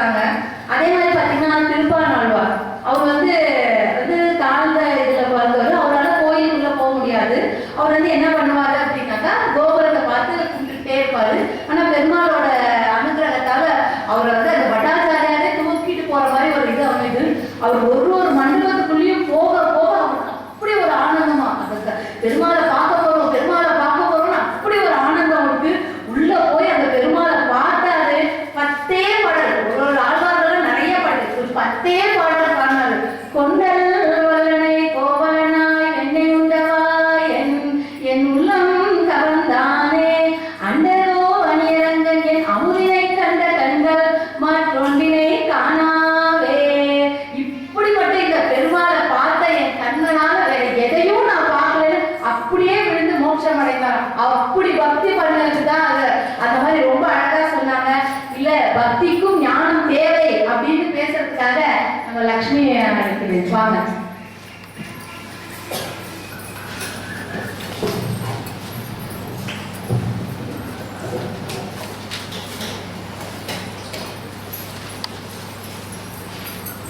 அனைவருக்கும் வணக்கம். எல்லாரும் வந்து நாராயணா, கிருஷ்ணா, கோவிந்தா, புண்டரீஷா எல்லாரையும் சொன்னீங்க. இவங்க எல்லாம் இருக்காங்கன்னு எப்படி உணர்ந்தீங்க? சரியாக இதை உணர்றதுக்கு உங்களுக்கு என்ன வேணும்? ஞானம் வேணும். அந்த ஞானம் இருந்தாதான் இவங்க இருக்காங்க அப்படிங்கிற உணர்வே உங்களுக்கு வரும். நான் யார், இறைவன் யார் அப்படிங்கிற இதை உணர்றதுக்கு நம்மளுக்கு ஞானம் வேணும். வலியக்கா சொன்னீங்க பக்தி செஞ்சா போகணும். வந்தீங்கல்ல, பொழுவ பார்த்துட்டீங்க, சாமியை கும்பிட்டீங்களா, கிளம்பிட்டீங்களாங்க, ஏன் உட்காந்துட்டீங்க? அடுத்தது சார் அறிவை போதிப்பார் அப்படிங்கிற அந்த ஞானத்தை பெறுறதுக்காக தான் நீங்க இங்க இருந்தீங்க. நான் கோயிலுக்கு போனேன், கிருஷ்ணர் ரோல் வச்சிருந்தேன், இதை பண்ண சொன்னீங்க. நீங்க இந்த வழியில போகணும் அப்படிங்கறத உங்களுக்கு உணர்த்துறது எது? உங்களுக்கு அறிவு என்னத்தை பத்தி சிந்திப்பீங்களா? அந்த ஞானம் வேணும்ல. இந்த ஞானம் இருந்தா தானே உங்களுக்கு அதை நீங்க இதை செய்யணும் அப்படிங்கிறதே தோணும். இந்த ஸ்ரேவன் வந்து இத வேலை தர்மா பண்றப்ப பெருமாள் நினைச்சத இப்ப இங்க ஒரு போட்டோ மாட்டிருக்கு. இவர் பெருமாள் அப்படின்னு உங்களுக்கு தெரியணும் இல்லையா? தெரிஞ்சாதானே அவர் கும்பிடணும்னே அவங்களுக்கு தெரியும். இப்ப எங்க ஸ்கூல்லே ஒரு ஆண்டி இருக்காங்க, எதை சொன்னாலும் தெரியாது. சாமியா தெரியாது, இதுவா எனக்கு தெரியாது, பிரசாதமா அப்படின்னா என்னன்னு எனக்கு தெரியாது அப்படின்னுவாங்க. அவங்க கிட்ட போய் நான் வந்து முன்னாடி காட்சன் அது இதுன்னு சொன்னா அவங்களுக்கு அந்த இதே தெரியாது. இப்ப இங்க இருக்கிறவங்கள காவாசி பேருக்கு ராமர், கிருஷ்ணர் இதை பத்தி எல்லாம் கொஞ்சம் கொஞ்சம் ஞானம் இருக்கும். கொஞ்சம் இல்லை, ரொம்பவே இருக்கும். ஏன்னா நம்ம வந்து இருக்கிற இடம் அப்படி நம்மளுக்கு அதை விதைச்சிட்டாங்க. அப்பெல்லாம் நான் ஸ்கூல்ல படிக்கிற காலத்துல வந்து எனக்கு திருமணம் பார்த்தாலே பயம். இங்க உண்மையாவே எனக்கு எக்கனாமிக்ஸ் சாரை பார்த்தாலே எனக்கு பயம். ஐயோ இன்னைக்கு மேத்தமெட்டிக்ஸ் எக்ஸாம் நீங்க எக்கனாமிக்ஸ் சாரை பார்க்கவே கூடாதுன்னு நினைச்சு போவேன். நேரா வந்து நிற்பாரு. அந்த திருமணம்னா என்னன்னு தெரியாது எனக்கு. அப்போ வந்து அந்த மூணு நாமம் போட்டாங்கன்னு அதை கெட்ட விதமா சொல்லியே என்ன பண்ணிட்டாங்க, வளர்த்துட்டாங்க. இப்போ எனக்கு அதோட இது என்னன்னு எனக்கு ஞானம் வந்துருச்சு. சார் எங்களுக்கு நிறைய சொல்லி கொடுத்தாரு. ராமர்னா என்ன, கிருஷ்ணர்னா என்ன, பெருமாள்னா என்ன அப்படின்னு எங்களை உணர வைத்தது ஞானம். அது இருந்தாதான் என்ன பண்ண முடியும்? ஞானம் இல்லாம நம்ம எதையுமே உணர்ந்து கொள்ள முடியாது. ஆதிசங்கரர் சொல்லிட்டாரு, ஞானமே மோட்சத்திற்கு நேரான பாதை அப்படின்னு ஆதிசங்கரர் நம்மள்கிட்ட சொல்றாங்க. அவரெல்லாம் எவ்வளவு பெரியவர். அவரும் பக்தி செஞ்சாலும் இருந்தாலும் ஞானம் இல்லாம அந்த பக்தி அவருக்கு கிடைச்சிருக்குமா? இதை ஏத்துக்கணும், இதை செய்யணும், இதை செய்யலாம் அப்படின்றதுக்கே அவங்களுக்கு என்ன வேணும்? அறிவு வேணும். அந்த ஞானம் இருந்தாதான் நம்ம செய்ய முடியும். பகவத்கீதையை வந்து ஏன் கிருஷ்ணர் வந்து அர்ஜுனருக்கு போதிச்சாரு? ஏன் தர்மருக்கோ பீமருக்கோ போதிச்சிருக்கலாம் இல்லையா? ஏன்னா அவங்களுக்குலாம் தர்மர் வந்து ஏதாவது தர்ம வழியில போகணும்னு சொல்லிட்டு எல்லாத்தையும் விட்டு கொடுத்துருவாரு. பீமர் அடாவடியான ஆளு, அவருக்கு எதுவும் ஒத்து வராது. ஆனா வேகம் இருக்கிற இடத்துல விவேகமும் இருக்கணும். அந்த விவேகத்தோட செயல்படணும் அப்படிங்கிறதுக்காக தான் என்ன பண்ணாரு? பகவத்கீதையை வந்து அர்ஜுனனுக்கு போதிச்சாரு. நம்ம எல்லாரும் படிக்கிறவங்க வால்மீகி ராமாயணம். அந்த வால்மீகி ஃபர்ஸ்ட் ஒரு கொள்ளக்காரன் தான். அவன் என்ன பக்தி செஞ்சான்? ஒரு பக்தி அவன் கிட்ட கிடையாது. அவன் செஞ்சதே கொல்ல. இதுதான் அவன் என்ன பண்ணான். ஃபர்ஸ்ட் இப்படி நாரதர் வந்து அவர்கிட்ட கேட்கிறாரு, நீ வந்து இப்படி செய்யறியப்பா, உனக்கு பாவம்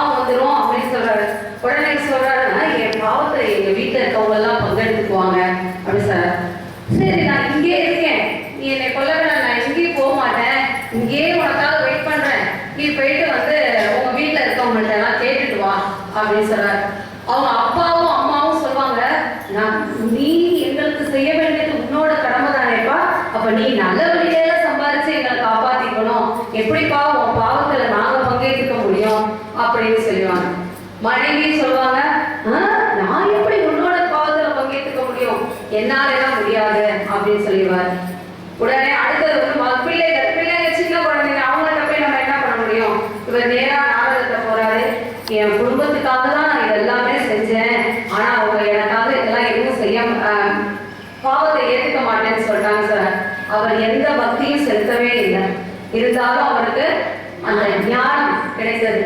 அப்போ அவர் வால்மீகி ராமாயணத்தை எவ்வளவு அழகா எழுதினாரு தெரியுமா? அந்த ஞானம் இல்லாம அவரால் அதை செஞ்சிருக்க முடியுமா? முடியவே முடியாது.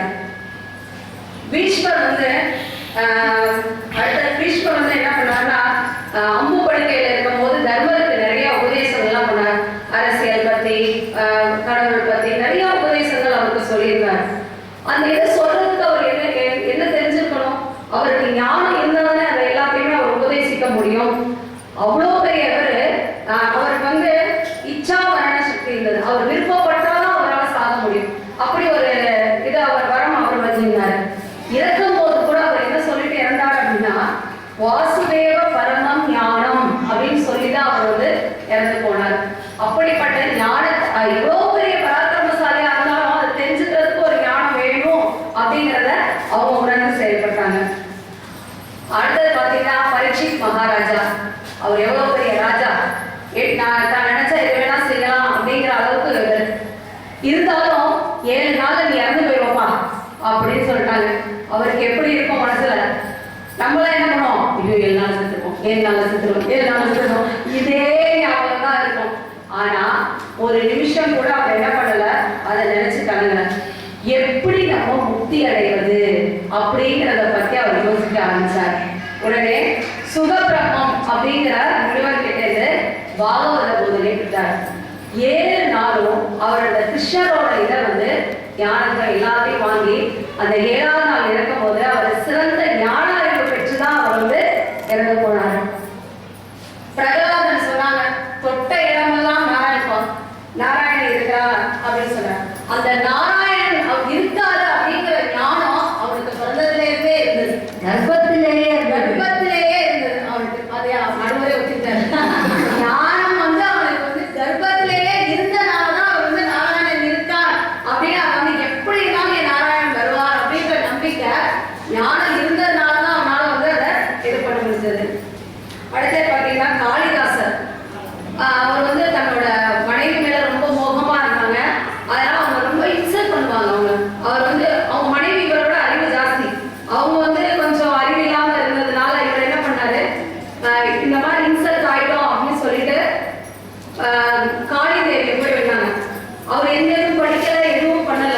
அவருக்கு கிடைச்ச அந்த ஞானம் எவ்வளவு பெரிய நூல்களை எல்லாம் அவர் எழுதியிருக்காரு தெரியுமா? ரகுவம்சம், மேகதூதம், இப்படி நிறைய இதை எழுதியிருக்காரு. ஒருத்தர் வந்து சிறக்கணும், நம்ம வந்து சிறக்கணும்னு இல்லை, நம்ம இந்த ஜீவாத்மா வந்து பரமாத்மாவை அடையணும் அப்படின்னாலே நம்மளுக்கு ஞானம் இருந்தால்தான் அதை செய்ய முடியும் என்று கூறி வாய்ப்பளித்தமைக்கு நன்றி கூறி விடைபெறுகிறேன். நன்றி, வணக்கம். அருமை அருமை. வால்மீகியை பற்றி அழகா சொன்னாங்க. அடிப்படை பக்திக்கு அடிப்படையே ஞானம் தான் அப்படின்றது வந்து ரொம்ப அழகா சொன்னாங்க. இந்த ராமானுஜர் கதை ஒண்ணு என்னன்னா, திருக்குறுங்குடிக்கு போனாராம் அவரு. அப்போ பெருமாள் வந்து பேசினாங்க ராமானுஜர் கிட்ட, நான் ராமனா வந்தேன், கிருஷ்ணனா வந்தேன், நான் சொன்னேன் இந்த மாதிரி வந்து நான் தான் வரப்போதுன்னு கிருஷ்ணனா சொன்னேன். அப்போ கூட எவனையும் திரும்பல. துரியோதனை இது பண்ணாமே இறந்து போயிட்டான், ராவணனும் உணராமே இறந்து போயிட்டான். ஆனா உன்னால மட்டும் எப்படிப்பா இத்தனை வைஷ்ணவர்களை உருவாக்க முடிஞ்சது அப்படின்னு கேட்பாராம். அதுக்கு ராமானுஜர் சொல்லுவாராம், நீ கேட்கிறபடி கேட்டா நான் சொல்றபடி சொல்லுவேன் அப்படின்னு. நீ சிஷ்யனா வாய கீழே உட்காரு, நான் குருவான் இதுல உட்காந்து உனக்கு சொல்றேன் அப்படின்னு சொல்லிட்டு அப்ப சொல்லுவாராம். பெருமாள் கீழே இருந்து கேட்கிறாராம். அப்ப ராமானுஜர் சொல்றாராம், நீ வந்து ராமனா வந்த, கிருஷ்ணனா வந்து நான் தான் பரம்பொருள்னு சொன்னேன். அப்ப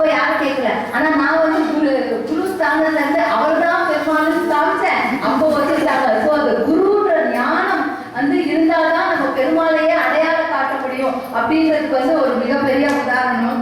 அதே மாதிரி இன்னொரு எனக்கு சொல்லணும்னு ஆசை.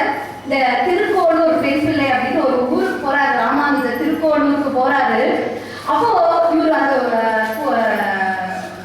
ஊரோட எல்லை கால் வைக்க போறாரு. அப்போ ஒரு சின்ன குழந்தை என்ன பண்ணுதுன்னா அழுதுகிட்டே அந்த ஊரை விட்டு வெளியே வருது. அப்போ இவர் ராமானுஜர் கேட்பாரு, எனக்கு புது ஊர், உனக்கு போக ஊர் ஆயிட்டே அப்படின்னு கேட்பாரு. நான் உள்ள போகும்போது நீ ஏமா வெளியே போற அழுதுகிட்டே? அப்போ அந்த சின்ன குழந்தை சொல்லுதான், நான் இங்க இருக்கிற எனக்கு தகுதி இல்லை, இது வந்து ஒரு பெரிய புண்ணிய பூமி, இது நான் இங்க இருக்கிறதுக்கு எனக்கு தகுதி இல்லை அப்படின்னு சொல்லி. ஏமா அப்படி சொல்ற அப்படின்னு கேட்கறதுக்கு அந்த குழந்தை சொல்லுதான், கைவிட்டேனோ திரௌபதியை போல, கண்டேன் சீதையேன்னு சொன்னேனோ அனுமானை போல, கொண்டு திரிந்தேனோ திருவடியை போல, அழைத்து வந்தேனோ அக்ரூரனை போல, எங்கும் உன்னை கண்டேனோன்னு பிரகலாதன் போல. இந்த மாதிரி அந்த இந்த குட்டி குழந்தை 81 வாக்கியங்கள் சொல்லிதான் ராமானுஜர் கிட்ட இருந்து. இப்படி இருந்தேன்னா பக்தி பண்றதுக்கு, நான் இப்படி இல்லையே, நான் வரதன மாதிரி நான் தலையில ஏந்தினேன்னா அப்படி சொல்லணும். ராமானுஜர் ஆடி போயிட்டாராம். ஞானம் ஒன்றும் தெரியாதுன்னு சொல்லி இவ்வளவு சொல்றியேம்மா, நீயே இந்த ஊரை விட்டு போறியே, அப்ப அந்த ஊர்ல இருக்கிறவங்க எவ்வளவு ஞானத்தோட இருப்பாங்க அப்படின்றது. அதனால ஞானம்ன்றது ஒரு பெரிய விஷயம். அதை நம்ம அடைந்தோம்னா நம்மளால அடைய முடியும். அதுதான் வந்து லட்சுமி அழகா சொன்னாங்க, இல்லை பக்தி இருந்தாலும் ஞானம் இருந்தாலும் கர்மம் தான் நம்மளை வந்து இது செய்யும் அப்படின்னு சொல்றதுக்காக பூரணி அவங்கள அழைக்கிறேன். வாங்க.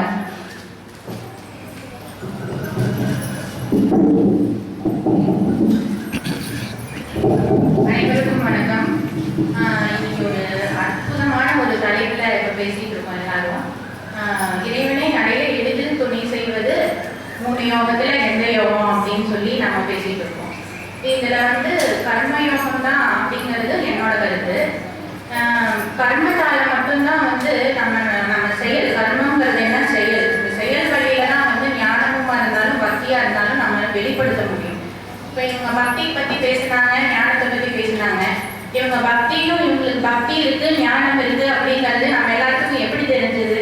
அவங்க வந்து பேசி சொல்லும் போதுதான், எடுத்து சொல்லும் போதுதான் அது தெரியுது. அப்ப கர்மத்தால மட்டும்தான் வந்து நம்ம பக்தி வச்சிருந்தாலுமே ஞானம் இருந்தாலுமே அதை வெளிப்படுத்த முடியும். ஒரு விஷயத்தை வெளிப்படுத்தாம, அதுவும் இந்த கலியுகத்துல எதையுமே ப்ரூஃப் கேட்டுட்டே இருப்பாங்க. அந்த ஒரு விஷயத்தை வெளிப்படுத்தாம நம்மளால வந்து அதை சொல்ல முடியாது உறுதியா. அதனால கர்மம் தான் வந்து அடிப்படை, அதுதான் முதல் படி. அதில் ஆரம்பிச்சு வரும்போதுதான் ஞானமும் பக்தியும் தானா வளரும். அதை நம்ம வந்து தேடி போகணுங்கிற அவசியமே இல்லை. அதனால இந்த கலியுகத்தை பொறுத்த வரைக்கும் என்னன்னா, நம்மளுக்கு நிறைய டிஸ்ட்ராக்ஷன்ஸ் இருக்கு. நிறைய போட்டி, இது எத்தனையோ சிந்தனை வந்து செதறதுக்கான வாய்ப்புகள் நிறைய இருக்கிறதுனால இங்க பக்தி பண்றதுக்கான ஞானம் யாருக்காவது இருக்கா அப்படின்னு பாத்தீங்கன்னா ரொம்பவுமே கம்மி தான். கர்மத்தால மட்டும்தான். இப்போ அவங்களே பூ கட்டிட்டே தான் நம்ம சொல்றது கேட்கறாங்க. கர்மத்தால மட்டும்தான் வந்து ஈஸியா ஒரு பாமரனுக்கும் ஒரு சாமானியனுக்கும் கூட ஒரு விஷயத்த வந்து மோட்சங்கிறது பெரிய விஷயம். அதை வந்து நம்ம புரிய வைக்கணும்னா, அது சாமானியனுக்கும் கூட புரிய வைக்கணும்னா கண்டிப்பா இந்த கலியுகத்துல வந்து கர்மத்தால மட்டும்தான் முடியும் அப்படிங்கிறது என்னோட கருத்து. கர்மம்னா என்ன அப்படின்னு முதல்ல நான் சொல்றேன். ஏன்னா நிறைய உதாரணங்கள் ஏற்கனவே சொல்லிட்டாங்க. அதனால கர்மம்னா என்ன அப்படின்னு பார்த்தோம்னா செயல், நாம செய்யற செயல். நாம தூங்கி எழுந்திருக்கிறதுல இருந்து தூங்க போற வரைக்கும் எல்லாமே கர்மம் தான். உலகமே கர்மத்தால தான் இயங்குது. கர்மம் பண்ணிட்டு தான் இங்க வந்து நம்ம எல்லாருமே உட்காந்துருக்கோம். ஆனா அந்த கர்மம் தூங்குறது, சாப்பிட்றது இது மட்டும் தானா அப்படின்னா அது மிருகமும் தானே செய்யுது. அது உள்ளுணர்விலே செய்யும். பசிக்கும் போது சாப்பிடும், தூக்கம் வரும்போது தூங்கும். அது அதோட கர்மம். அப்ப அதுவும் நமக்குமான வேறுபாடு என்ன மனிதனுக்கும் அப்படின்னு பார்த்தோம்னா, நமக்கு வந்து ஸ்பெஷல் கிஃப்டா கடவுள் நிறைய கொடுத்துருக்காரு. நமக்கு புத்தி கொடுத்துருக்காரு யூஸ் பண்ண சொல்லி. அப்புறம் வந்து நமக்கு மனசாட்சியும் ஒன்று கொடுத்துருக்காரு. அப்புறம் வந்து நமக்கு பகுத்தறிவு கொடுத்துருக்காரு, விவேகம். பகுத்தறிவுன்னா வேற யாரும் சொல்ற மாதிரி கிடையாது. பகுத்தறிவுங்கிறது வந்து எது நல்லது எது கெட்டதுன்னு பிரிச்சு ஆராய தன்மை, அவ்வளவுதான். நாத்திகவாதி சொல்ற பகுத்தறிவு இது கிடையாது. அந்த மாதிரி கொடுத்துருக்காரு. இதெல்லாம் நாம் அன்றாடம் செய்யக்கூடிய கடமைகள்ல வருதா அப்படின்னு பார்த்தாவே வந்து நமக்கு இறைவனை வந்து நெருங்குறதுக்கான வாய்ப்பு அதிகம். நம்ம கடமை வந்து செஞ்சுட்டு தாங்க இருக்கோம். ஆனா ஏன் என்னால் இன்னும் இறைவனை வந்து நெருங்க முடியல, அடையிறது வேற, மோட்சத்துக்கான பாதை வேற, முதல் நெருங்க முடியல அப்படின்னு சொல்லி பார்த்தோம்னா, நம்ம செய்யற கடமையில முதல் வந்து தர்மம் இருக்கா அப்படின்னு சொல்லி பார்க்கணும். தர்மமா ஒவ்வொரு கடமையும் வந்து தர்ம வழியில செய்யறோமா அப்படின்னு வந்து நாம முதல் பரிசோதிச்சு பார்த்துக்கோங்க. உங்களுக்கு நீங்களே டெஸ்ட் பண்ணி பார்த்துக்கோங்களேன். அடுத்தது வந்து எந்த கடமை செய்யும் போதும் அதுக்கான பலனை எதிர்பார்த்து செய்யக்கூடாது. கீதையில வந்து அர்ஜுனருக்கு கிருஷ்ண பரமாத்மா உபதேசம் பண்ண மாதிரி உனக்கான கடமையை செய்ய, அதோட விளைவை பத்தி நீ கவலைப்படாத, பலனை பத்தி நீ சிந்திக்காத அப்படின்னு சொல்லியிருப்பாரு. பிரதிபலனை எதிர்பார்த்து எந்த ஒரு செயல் செஞ்சாலும் அது வந்து செயலும் சுத்தமடையாது, இறைவனையும் நெருங்க முடியாது. அப்போ பலன் கருதாம அதை பத்தி யோசிக்காம எனக்கு இந்த வேலை செஞ்சா இவ்வளவு சம்பளம் கிடைக்கும் அப்படிங்கிற நோக்கத்தோட அந்த வேலையை வந்து நாம ஆரம்பிக்க கூடாது. இந்த மாதிரி பலனை எதிர்பார்க்காம அந்த கடமை செய்யறோமா அப்படின்னு சிந்திச்சு பார்க்கணும். மூணாவது வந்து அந்த கடமையை செய்யும் போது அது வந்து நமக்கான கடமைகளை நாம செய்யறது தப்பு இல்லை, அது போக அடுத்தவங்களுக்கும் அதனால ஏதாவது உபயோகம் இருக்கா அப்படின்னு சொல்லி பார்க்கணும். கர்மயோகத்தோட இதுவே இதுதான், அடுத்தவங்களுக்கு உதவி பண்ணணும். ஏதாவது அன்றாட நாம செய்யற கடமைகளுக்கு நடுவுல மித்தவங்களுக்கு நம்மளால ஒரு சின்ன உதவி செய்ய முடிஞ்சதுன்னா கூட அது வந்து இறைவனை போய் சேரும். நாலாவதான முக்கியமான விஷயம் என்னன்னா, நம்ம நிறைய கடமைகள் செய்யறோம். அந்த கடமைகள் எல்லாமே வந்து நான் தான் செய்யறேன் அப்படிங்கிற அகந்தையோட செய்யறோம். அது தப்பு. நான் அப்படிங்கிற அகந்தை இருக்கும் போதே அந்த இடத்துல பக்தி வராது. அப்ப வந்து எப்படி செய்யணும் அப்படின்னா, நான் வந்து அவர் சொல்லி செய்யறேன், உண்மை அதுதான். நான் இறைவன் சொல்லிதான் ஒவ்வொரு வேலையும் செய்யறேன். அப்புறம் அதையே நான் அவனுக்கு அர்ப்பணிக்கிறேன், இதுல என்னோட பங்கு எதுவுமே இல்லை அப்படின்னு சொல்லி குழந்தைங்களா இருந்தாலும் யாரா இருந்தாலும் ஒரு சின்ன விஷயம் பண்ணாலும் அது கடவுளை நினைச்சு அவருக்காகவே பண்ணி அதுக்கான பிரதிபலனை எதிர்பார்க்காம இருக்கு. இந்த மாதிரி நான் சொன்ன இந்த 4 இதை ஃபாலோ பண்ணாவே வந்து கர்மம் வந்து செயல் வந்து சுத்தமா இருக்கும். செயல் சுத்தமா இருந்தது அப்படின்னாவே ஆட்டோமேட்டிக்கா நம்ம ஆத்மா வந்து சுத்தமாயிடும். ஆத்மா சுத்தமாச்சுனாவே நம்மளால பக்தி பண்ண முடியும். இப்பதான் பக்திக்கான அர்த்தம் முடியும். ராமாராமன் சொல்லலாம், தப்பு இல்லை கண்டிப்பா. ஆனா ராமாராமன் வெறும் வார்த்தையா மட்டும் இல்லாம ஆத்மார்த்தமா மனம் ஒன்றி சரணாகதிங்கிறது பெரிய விஷயம். ஈஸியா சொல்லிடக்கூடாது. அது அடையணும். இல்ல வெறும் ராமாராமா இல்ல கிருஷ்ணா கிருஷ்ணான்னு சொன்னாலுமே, கோவில்ல போய் ஒரு செகண்ட் நம்பாதாலுமே மனசை ஒருநிலைப்படுத்துற தன்மை எப்ப வரும் அப்படின்னா அந்த கடமை மூலமா தான் நமக்கு வரும். அன்றாட வாழ்க்கையில நம்ம செய்யக்கூடிய சாதாரணமான கடமைகள், டே டு டே லைஃப்ல பண்ணிட்டு இருக்கிற கடமைகள்ல நம்ம ஒழுக்கமா இருந்தோம் அப்படின்னாவே அது நம்மளுடைய பக்திக்கான பாதைக்கு ஈஸியா கூட்டிட்டு போயிடும். லக்ஷ்மணன் எடுத்துட்டீங்கன்னா ராமாயணத்துல அவர் வனவாசத்துக்கு ராமரும் சீதாதேவியும் போகும்போது கூடவே போய் அவரோட கடமைகளை அவரோட கர்மங்களை எந்த இடத்துலையும் விட்டு கொடுக்காம அவர் செஞ்சாரு. எல்லாமே செஞ்சாரு. துணையா ஃபுல்லா பாதுகாப்பா இருந்தாரு. அதுக்கான பர்சனல் கெயினா ஏதாவது ஒரு பிரதிபலன் அவர் எதிர்பார்த்தாரா? எனக்கு ஆட்சி கிடைக்குமா, இல்ல எனக்கு பணம் கிடைக்குமா, எனக்கு புகழ் கிடைக்கும், இந்த மாதிரி ஏதாவது ஆதாயம் இருக்கா அப்படின்னு எதிர்பார்த்து அந்த நோக்கத்தோட செய்யாம தன்னலம் இல்லாம செய்யற ஒவ்வொரு கர்மமும் தான் கர்மயோகத்துல அவங்க சொன்ன கர்மம். அதுதான் இறைவனை போய் சேரும். சபரியோட கதையை சொன்னாங்க பக்திக்கு. அவங்க என்னதான் பக்தி பண்ணியிருந்தாலுமே அவங்க வந்து அதை வெளிப்படுத்தாட்டி வந்து அது ராமருக்கு போய் சேர்ந்துருக்காதுங்க. பக்தி பண்ணும் போதுதான் அது வந்து சேருது. எப்படின்னா அவங்க வந்து அது வரைக்கும் ராமர் என்னைக்கோ தான் பார்த்தாங்க. அவங்க வாழ்நாள் ஒரு தடவையாவது ராமரை பார்க்கணும்னு ஆசை, என்னைக்கோ தான் பார்த்தாங்க. நமக்கு வாழ்நாள் ஒரு தடவையாவது யாரையாவது பார்க்கணும் அப்படின்னு சொல்லி இப்ப இருக்கிற குழந்தைங்க இல்லாட்ட பெரியவங்க யார்ட்டையாவது கேட்டோம்னா நம்ம முதல்ல என்ன சொல்லுவோம்? செலிபிரிட்டி கிருஷ்ணா, விஜய், அஜித், அந்த மாதிரி தான் நாம சொல்லுவோம். அவங்களுக்கு அன்னைக்கே வந்து செலிபிரிட்டி கிருஷ் யாருன்னு பார்த்தீங்கன்னா ராமர் தான் ஹீரோ.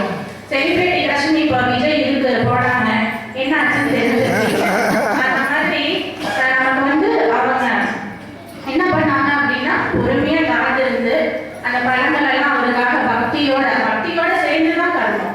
பக்தியோட அந்த இதெல்லாம் வந்து பழங்களை தேர்ந்தெடுத்து குடில சுத்தம் பண்ணி குருமாருக்கு செய்ய வேண்டிய சேவை செஞ்சு எந்த விதத்திலையும் கடமையை தவறாம அவங்க வந்து அந்த ராமர் வந்துருவாரு அப்படிங்கிற நம்பிக்கை தான் இருந்தது, வழி எதிர்பார்ப்பு கிடையாது. அது இருந்ததுனாலதான் வந்து ராமரே அவங்களோட குடில தேடி வந்தாரு. இப்பத்த உதாரணம் வந்து மறுபடியும் சொல்லணும் அப்படின்னு பாத்தீங்கன்னா மகாபெரிவால சொல்லலாம். இங்க நிறைய பேருக்கு மகாபெரிவால வந்து தெரிஞ்சிருக்கும்னு நான் நினைக்கிறேன். அவரை பார்த்தீங்கன்னா 7 வயசுலயே வந்து அம்மா அப்பா விட்டு துறவு வந்தாரு. அவரோட தேவைக்காக வர கிடையாது. நமக்கு வந்து ஆன்மீகம்னா என்ன, மோட்சம்னா என்ன, அதுக்கான பாதை என்ன, சாமானியரும் எப்படி மோட்சம் அடையலாம் அப்படிங்கறத வந்து அவர் ஒரு ரோல் மாடலா இருந்து அவர் செய்யற கர்மம் மூலமா நமக்கு கற்றுக் கொடுத்தாரு. அந்த மாதிரி கர்மம் தான் வந்து நம்மளை வந்து அடுத்த வழிக்கு கொண்டு போய் சேர்க்கும். விவேகானந்தர் வந்து நிறைய பேர் வந்து ஞானத்துக்கு சொல்லுவாங்க, கண்டிப்பா ஞானம் இல்லாம இல்ல அவருக்கு, பக்தியும் இருந்தது, குரு பக்தி இருந்தது, அதெல்லாம் உண்மைதான். ஆனா அவரோட கர்மம் தான் முதல் படியை எடுத்து அவர் செஞ்சாரு. அவர் அந்த குருவை வந்து சந்திக்கணும் அப்படின்னா கூட அவர் அந்த குரு வந்து இவரை சிஷியனா தேர்ந்தெடுக்கணும்னாலும் அவர் சரியானது இருந்தா மட்டும்தான் அது நடந்திருக்கும். அவர் கர்மத்தை சரியா செய்ய போகதான் அவரை பத்தி தெரிய வந்தது. சரி இவனை நம்ம ஏத்துக்கலாம், அதுக்கு ஏதாவது ஒண்ணு அவங்க கிட்ட ஸ்டஃப் இருக்கு அப்படிங்கிறதே நம்ம எப்படி தெரிஞ்சுக்கணும், செயல் மூலமா தானே தெரிஞ்சுக்கிறோம். அதே விவேகானந்தர் தான் ஒர்க் இஸ் வர்ஷிப்னு சொல்றாருல்ல, அவர் தானே சொன்னாரு, அவரே சொல்லியிருக்காரு. அதனால நம்ம செய்யும் தொழிலே தெய்வம்னு நம்ம கடமையை நம்ம சரியா செஞ்சுட்டு இருந்தாலே நம்ம வந்து ஆட்டோமேட்டிக்கா வந்து பக்தியும் ஞானத்தையும் எட்டிடலாம். அதுக்கப்புறம் அதுலயும் நிறைய விஷயம் இருக்கு. ஆனா இது முதல் படியை எடுத்து போனா நமக்கு அழைப்பெண்ண எளிதில் எடுக்கக்கூடியது அப்படின்னு தான் இருக்கு. கர்மத்தை முதல்ல வந்து முதல் கட்டமா எடுத்து நகர்ந்தாவே அடுத்தது பக்தியும் ஞானமும் பண்ணிடலாம். ராமானுஜரோட கதையை நிறைய பேர் சொன்னாங்க, எனக்கு தெரிஞ்ச ஒரு கதையை சொல்றேன். ராமானுஜர் வந்து ஒரு கோவில் வந்து ராமானுஜர் வந்து ஒரு உற்சவம் நடந்துட்டு இருக்கு. அங்க வந்து கூப்பிடுறாங்க, இந்த மாதிரி வந்து அவருக்கு பணி செய்யணும், அவருக்கான வேலை அங்க இருக்கு. அந்த ப்ரொசீஜர் படி அவரை கூப்பிடுறாங்க, அவரும் வராரு. அந்த மாதிரி அது நடக்க போகுது. வர வழியில அந்த கடற்கரையில பாத்தீங்கன்னா நிறைய குழந்தைங்க வந்து, அந்த குழந்தைங்க எல்லாம் அந்த இடத்துலயே அந்த கோவிலையே சுற்றி இருக்கிற குழந்தைங்கனால அந்த கோவில பணியெல்லாம் அடுத்தடுத்து என்ன நடக்கும், என்ன ப்ரொசீஜர் எல்லாமே அந்த குழந்தைங்களுக்கு வந்து இயற்கையாவே அவங்க அப்பா அம்மா செய்யற கர்மத்தை பார்த்து பார்த்து அதுக்குள்ள அதை புரிஞ்சுருச்சு. அது பார்த்து இது இருந்தது. இப்ப இது கடற்கரை வழியில வரும்போது பாத்தீங்கன்னா அந்த குழந்தைங்க என்ன பண்றதுன்னா, அந்த கோவில் அவர் வந்ததுக்கு அப்புறம் அடுத்தடுத்து என்னென்னலாம் பண்ணுவாளோ அதை வந்து இங்க கடற்கரையில விளையாட்டுத்தனமாவே வந்து அந்த பிரசாதத்தை வந்து மண்ணை வச்சு லட்டு மாதிரி குடிச்சிட்டு ரங்கநாதர் அவளையெல்லாம் வந்து ரெஜிஸ்டர் பண்ண மாதிரி அந்த இதுலயே சிலையிலேயே பண்ணி இந்த மாதிரி கர்மா அது பக்தியானும் இல்லை. அவருக்கு குழந்தைகளுக்கு என்ன தெரியும், பக்தியும் தெரியாது ஞானமும் தெரியாது, எத்தேச்சியா ஒரு செயலா செஞ்சிருங்க. அதை பார்த்து அவர் நின்னுட்டு யோசிச்சுட்டு இருந்தார். அவருக்கான நேரம் வந்தபோது அந்த அடியார் கூப்பிடுற, வாங்க நம்ம போலாம், உங்களை கோவிலுக்கு போற வேண்டிய நேரம் வந்துடுது அப்படின்னு. அப்ப அவர் சொல்றாரு, இல்ல நான் பண்ண வேண்டியது பார்க்க வேண்டியதெல்லாம் நீ இங்கேயே பார்த்துட்டேன், இதுவே எனக்கு திருப்தியா இருந்தது. அந்த குழந்தைக்கு ஞானம் கிடையாது, பக்தி கிடையாது. ஆனா அவ அப்பா அம்மா நாங்க இதுக்கு முன்னாடி செஞ்சுட்டு இருந்ததெல்லாம் பார்த்து தானா அதை வந்து செஞ்சு இது பண்ணுது. அந்த பார்த்தோன்னா அவருக்கு வந்து அந்த இன்னோசன்ஸ் இருக்குல்ல, பியூரான ஒரு இது, அதை பார்த்தோன்னா அவருக்கு வந்து அதிலேயே திருப்தி ஆயிடுச்சான். இனிமே நான் அங்க ஒன்றும் பண்ண வேண்டியதில்லை, நான் போயிடலாம் அப்படின்னு சொல்லி போறாரு. அந்த மாதிரி கர்மம் தான் வந்து முதல் படி. கர்மத்தை வந்து அடித்தளமா, இப்போ ஒரு ஃபவுண்டேஷன் பார்த்தீங்கன்னா ஒரு பில்டிங் எடுத்துக்கிட்டீங்கன்னா அது வந்து ஃபவுண்டேஷன் பேஸ்மெண்ட் வந்து ஸ்ட்ராங்கா இருக்கும். அது மேல வந்து ஞானமும் பக்தியும் உட்காரலாம். ஆனா வந்து இது வந்து சரியா இல்லாம ஆட்டம் காமிச்சதுன்னு வச்சுக்கோங்களேன், அப்ப அது ரெண்டும் இருந்துமே வந்து பிரயோஜனம் இல்லை. அதனால கர்மத்தை வந்து ஒரு கதவு மாதிரி நினைச்சிட்டு அந்த கர்மத்தை வந்து சுத்தமா ஆத்மார்த்தமா செய்யணும். செஞ்சு நம்ம வந்து பக்திங்கிற பாதையில நம்ம போனோம் அப்படின்னா ஞானம் வரதான் நம்மளோட இலக்கு. அங்க நம்ம அடையலாம். ஞானம் வரதுல வந்து என்ன அப்படின்னா, இது பக்தி பண்ணி ஞானம் வரும்போது எப்படின்னா, நம்ம இவ்வளவு நாள் செஞ்ச கர்மமே ஏன் செஞ்சோம் அப்படிங்கறதே அப்பதான் நமக்கு தெரியும். நாம யாரு, இறைவன்கிறது யாரு, நம்ம இந்த உலகத்துல ஏன் வந்தோம் அப்படிங்கிற ஒரு சிந்தனை வரும், அதுக்கான தேடல் வரும். அதுக்கான விடையாக வந்து நான் வேற கடவுள் வேற இல்லை, பரம்பொருள் அடையிறது தான் என்னோட பிறவியின் நோக்கமே அப்படின்னு புரியும். அது மோட்சத்துக்கான பாதை கொண்டு போய் சேர்ப்போம். இருந்தாலுமே இது இத்தனைக்கும் கர்மம் தான் முதல் படி. அதுல இருந்து ஆரம்பிச்சுதான் இதுல முடிவு பெறணும் அப்படின்னு சொல்லி இதை புரிஞ்சுட்டு நாமளும் இனிமே இதே மாதிரி கர்மங்கள்ல இதெல்லாம் இருக்கான்னு பார்த்து செயல்பட்டு மோட்சத்தை அடையணும் அப்படின்னு சொல்லி வாய்ப்புக்கு நன்றி கூறி விடைபெறுகிறேன். நன்றி. ரொம்ப அழகா பேசினாங்க. நம்மளோட செயல் சுத்தமா இருக்கணும், அது வந்து ரொம்ப கரெக்டு. அதே மாதிரியே விவேகானந்த ஒர்க் இஸ் வர்ஷிப், அது வந்து நம்ம செய்யும் தொழிலே தெய்வம், அது வந்து நம்ம எல்லாரும் கடைபிடிக்கணும் அப்படின்னு ரொம்ப அழகா சொன்னாங்க. அடிப்படை ஃபவுண்டேஷனே வந்து கர்மம் தான் அப்படின்னு ரொம்ப அழகா சொல்லியிருக்காங்க.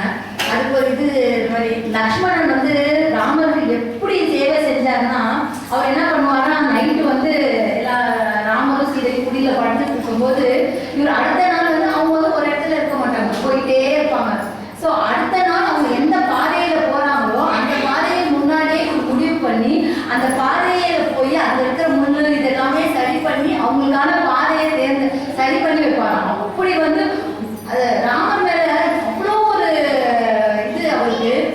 அவரோட செயலை எப்படி செஞ்சாருன்னா, ராமர் யார் எடுத்தாலும் அவங்க அம்மாவும் சரி, நம்ம பரதனே வந்து ஒரு வாட்டி சரணாகதி அடைய தான் வருவான். ஆனா வந்து நம்ம மேல அம்பு நம்ம மேல போர் தொடுக்க தான் பரதன் வரான்னு சொல்லிட்டு பரதனே வந்து போச்சுக்கிறாரு. ஸோ அந்த மாதிரி அவ்வளோ ஒரு ராமர் மேல பக்தி. அதனால அவர் செஞ்ச செயல்கள் அத்தனை. அதே மாதிரி பார்த்தீங்கன்னா ஹரிச்சந்திரன் கதையை நம்மளால மறக்கவே முடியாது. அவர் கர்மத்துக்காக வந்து அவர் ஒரே ஒரு பொய் சொல்லியிருந்தா அவர் நாட்டை எல்லாருமே காப்பாற்றிருக்கலாம். ஆனா நான் சொல்லவே மாட்டேன், அதுக்காக எவ்வளவோ கஷ்டப்பட்டார். நாட்டை இழந்தாரு, தன் மனைவி மகளை சந்தையில விட்டாங்க. அதே மாதிரி குழந்தை வந்து பாம்பு தீண்டி இறந்து போச்சு, மனைவிக்கு திருட்டுப்பட்ட வந்து அவ்வளோ வந்தாலும் தன்னோட தர்மத்தை வந்து விடக்கூடாது அப்படின்றது மாதிரி இருந்தது தான் ஹரிச்சந்திரன். ஸோ அவங்க கர்மத்தை சரியா செஞ்சனால தான் அவங்க வந்து மோட்சம் அடைந்தாங்க. அந்த மாதிரி ரொம்ப அழகா சொன்னாங்க பூரணி. ஸோ வந்து இப்போ வந்து என்னன்னா, இப்போ நான் இந்த காலத்துக்கு வருவோம். இந்த காலத்துல வந்து பக்தின்றது இருக்கு, எல்லாத்துக்கும் இருக்கு, இல்லைன்னு சொல்றேன். ஒரு எக்ஸாம்பிள், ஒரு வீட்லயே ஒரு விசேஷம், ஒரு கெஸ்டே வந்துட்டாங்கன்னு வச்சுக்கோங்களேன், நம்ம எல்லா வேலையும் செய்வோம், பாத்திரங்களுக்கும் துணி துவைப்போம், எல்லா வேலையும் செய்வோம். ஆனா டைம் இல்லைன்னா முதல் கட் பண்றது சாமி வேலை தான். கோயிலுக்கு போறதை கட் பண்ணு, இப்ப சாமிக்கு போறதை கட் பண்ணு. ஏன்னா இதெல்லாம் கேள்வி கேட்பாங்க, ஏன் செய்யலன்னு. பெருமாள் வந்து கேட்கவா போறாரு, அதனால கட் பண்றதே முதல். ஸோ அப்படிதான் நம்மளோட பக்தி இருக்கு. அதே மாதிரி பாத்தீங்கன்னா இப்போ சொன்னாங்க ராமநாமம் சொன்னாலே போதும் நம்ம வந்து அடைஞ்சிடலாம் அப்படின்னு சொல்றோம். ஸோ நம்ம சொல்றோம் சகஸ்ரநாமம் சொல்றோம், நிறைய பாடல்கள் சொல்றோம். அந்த ஒரு சகஸ்ரநாமம் ஒரு 25 நிமிஷம் ஆகும். அந்த 25 நிமிஷம் நீங்க படிக்கும் போது எவ்வளவு சிந்தனை வருது. ஸ்கூல்ல என்ன ஆச்சு, வீட்டுல என்ன ஆச்சு, பையன் என்னாச்சு, நம்மளால அந்த மனசோட சொல்ல முடியுதா? இல்ல. அதனால வந்து பக்தின்றது இன்னும் மெருகு ஏறணும் நம்ம. அதே மாதிரி பாத்தீங்கன்னா ஞானம்ன்றது வந்ததாலே அதை கொஞ்சோண்டு செருக்கு வந்துடும். செருக்குன்றது வந்து அகங்காரம். நம்மளுக்கு கொஞ்சோண்டு அதை தெரிஞ்சிட்டாலே நம்மளுக்கு அந்த அகங்காரம். ஸோ வந்து அந்த அகங்காரம் இருந்தாலே நம்மளால மோட்சத்தை அடைய முடியாது. இப்போ கர்மயோகம் பார்த்தீங்கன்னா, கடமையை செய், பலனை எதிர்பார்க்காது அப்படின்னு கிருஷ்ணர் சொன்னாரு. ஸோ என்னன்னா, நீ வேலையை செய், அதுக்கான பலன் தானா வரும், கிடைக்காதுன்னு சொல்லலை, தானா வரும், நீ கேட்காத அப்படின்னு. ஆனா நம்ம இப்ப எடுத்தோன்னு ஒரு ஆண்டி வேலைக்கோ யார் வந்தோன்னு என்ன கேட்க, எவ்வளவு சம்பளம் தருவீங்க, முதல்ல சம்பளத்தை பேசிட்டு தான் உள்ள வராங்க. நம்ம ஸ்கூல்ல விடுங்க, இப்ப ஐடி கம்பெனில ஃபர்ஸ்ட் எடுத்தோன்னு சேலரி பேக்கேஜ் தான் பேசுறாங்க. இங்க விட அங்க கொஞ்சம் ஜாஸ்தி இருக்கா, அப்படியே ஜம்ப் பண்ணிடுறாங்க. ஸோ அப்படிதான் நம்மளோட கர்மங்கள் இப்ப இருக்கு. அதே மாதிரி பாத்தீங்கன்னா, ஒரு ஹெல்ப் பண்றோம்னா இப்ப நம்ம என்ன சொல்லுவோம், நம்ம எவ்வளோ ஹெல்ப் பண்ணிருக்கோம், நம்ம திருப்பி ஒன்னாவது பண்றாங்களா, அவ்வளவுதான், அங்கேயே முடிஞ்சிருச்சு உங்களோட கர்மயோகம். அதே மாதிரி அது மட்டும் இல்ல, ஒரு தேங்க்ஸாவது சொல்றோம், நன்றியை எதிர்பார்த்தாலே அந்த கர்மயோகம் கிடையாது. ஸோ நம்மளால வந்து கர்மயோகம் வந்து அவங்க சொல்ற மாதிரி அவ்வளவு எளிது இல்லை. அதே மாதிரி பாத்தீங்கன்னா, சார் அடிக்கடி சொல்லுவார், நம்ம செய்யற வேலையில பயபக்தி இருக்கணும் அப்படின்னு சொல்லுவோம். பயபக்தின்றது இப்ப யாருக்கிட்டயுமே இல்ல. ஒரு குழந்தைக்கு குரு மேல இல்ல, அப்பா அம்மா மேல இல்ல, அப்பா அம்மாக்கு பெரியவங்க மேல இல்ல. ஸோ அந்த பயபக்தின்றது ரொம்ப குறைஞ்சி. அந்த பயபக்தி இருந்தால்தான் நம்மளால நம்ம கடமைகளை சரியா செய்ய முடியும். ஸோ வந்து இப்போ எல்லாமே அவங்களோட வாதங்களை வச்சுட்டாங்க. இப்போ தீர்ப்பு சொல்ல வேண்டிய நேரம். இப்போ என்னன்னா, ரொம்ப அழகா வந்து எல்லாருமே பேசினாங்க, ரொம்ப சூப்பரா அவங்க எக்ஸாம்பிள்ஸ் எல்லாம் சொன்னாங்க. நான் ஒன்னே ஒன்று மட்டும் சொல்லிக்கிறேன், கடவுள் மேல மட்டும் இல்ல, அடியார்கள் மேலேயும் பக்தியா இருந்தவங்க நிறைய பேர். இப்ப மதுரகவி, இப்ப மற்ற ஆழ்வார்கள் எல்லாம் பெருமாளை தான் பாடினாங்க. ஆனா மதுரகவி ஆழ்வார் வந்து வெறும் நம்ம ஆழ்வாரை மட்டுமே பாடினார் அவர். ஸோ அவர் வந்து ஆச்சாரியர் மேல அவ்வளோ ஒரு பக்தியா இருந்தார். அதே மாதிரி சொல்லுவாங்க, ராமானுஜர் சிஷ்யர் வந்து வடுக நம்பின்னு, அவர் வந்து சாரி சொல்வாரு, அன்னைக்கு கூட கதையில சொல்லுவாரு, இந்த மாதிரி பெருமாள் வந்து ராமானுஜா வடுகாவா வந்து பெருமாளை பாரு அப்படின்னு. அப்போ வடுகர் வந்து பால் காய்ச்சிட்டு இருப்பாரு. அவர் சொல்றாரு, நீ உங்க பெருமாளை நீங்க பாரு, அங்க நான் பார்த்துட்டு வந்தேன், என் பெருமாளோட பால் வீணா போயிடும் அப்படின்னு. ஸோ அந்த மாதிரி பக்தி வந்து அப்படி இருந்தது. இப்போ வந்து சொன்னாங்க பகுத்தறிவு அப்படின்னு சொன்னாங்க. ஸோ நம்ம மனிதர்களுக்கு வந்து ஞானம் இருக்கு, கர்மம் இருக்கு, பக்தி இருக்கு, எல்லாம் இருக்கு. ஆனா ஒரு விலங்குக்கோ ஒரு பறவைக்கோ ஞானம் கம்மி, கர்மம்ன்றது கம்மி. ஆனா அந்த விலங்குகளோ பறவைகளோ பக்தி பண்ணா மோட்சம் அடையலாம் அப்படின்னு நிறைய காமிச்சிருக்காங்க.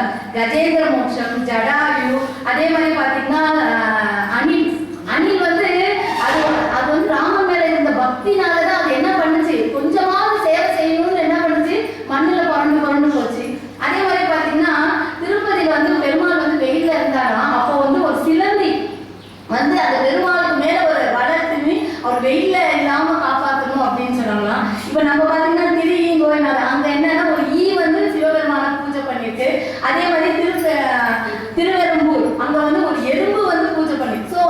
பக்தின்றது வந்து மனுஷனுக்கு மட்டும் இல்லை, பட்சி பறவை எல்லாருமே எளிதா செஞ்சு இது பண்ணலாம். திருமங்கையாளர் வந்து சொன்னாராம், அவருக்கு வந்து ஃபர்ஸ்ட் வந்து வழிபறியெல்லாம் பண்ணிட்டு இருந்தாரு. அதுக்கப்புறம் ஞானம் வந்து அவர் வந்து பாடல்கள் பாட ஆரம்பிச்சாரு. அப்ப சொன்னார், ஐயோ இத்தனை வருஷம் நான் என் கர்மாவை செஞ்சுக்கிட்டே இந்த பக்தியை மறந்துட்டேனே, நான் எவ்வளோ பெரிய முட்டாளு அப்படின்னு அவர் வந்து ரொம்ப ஃபீல் பண்ணாராம். அதனால என்னன்னா, உலகம் இயங்க கர்மயோகம் கண்டிப்பா தேவை. உலகம் இயங்க கர்மயோகம் கண்டிப்பா தேவை. கடவுளை உணர ஞான யோகம் ரொம்ப ரொம்ப தேவை. ஆனால் கடவுளை அடைய பக்தி யோகம் தான் சிறந்தது என்று சொல்லி நல்ல வாழ்க்கைக்கு நன்றி.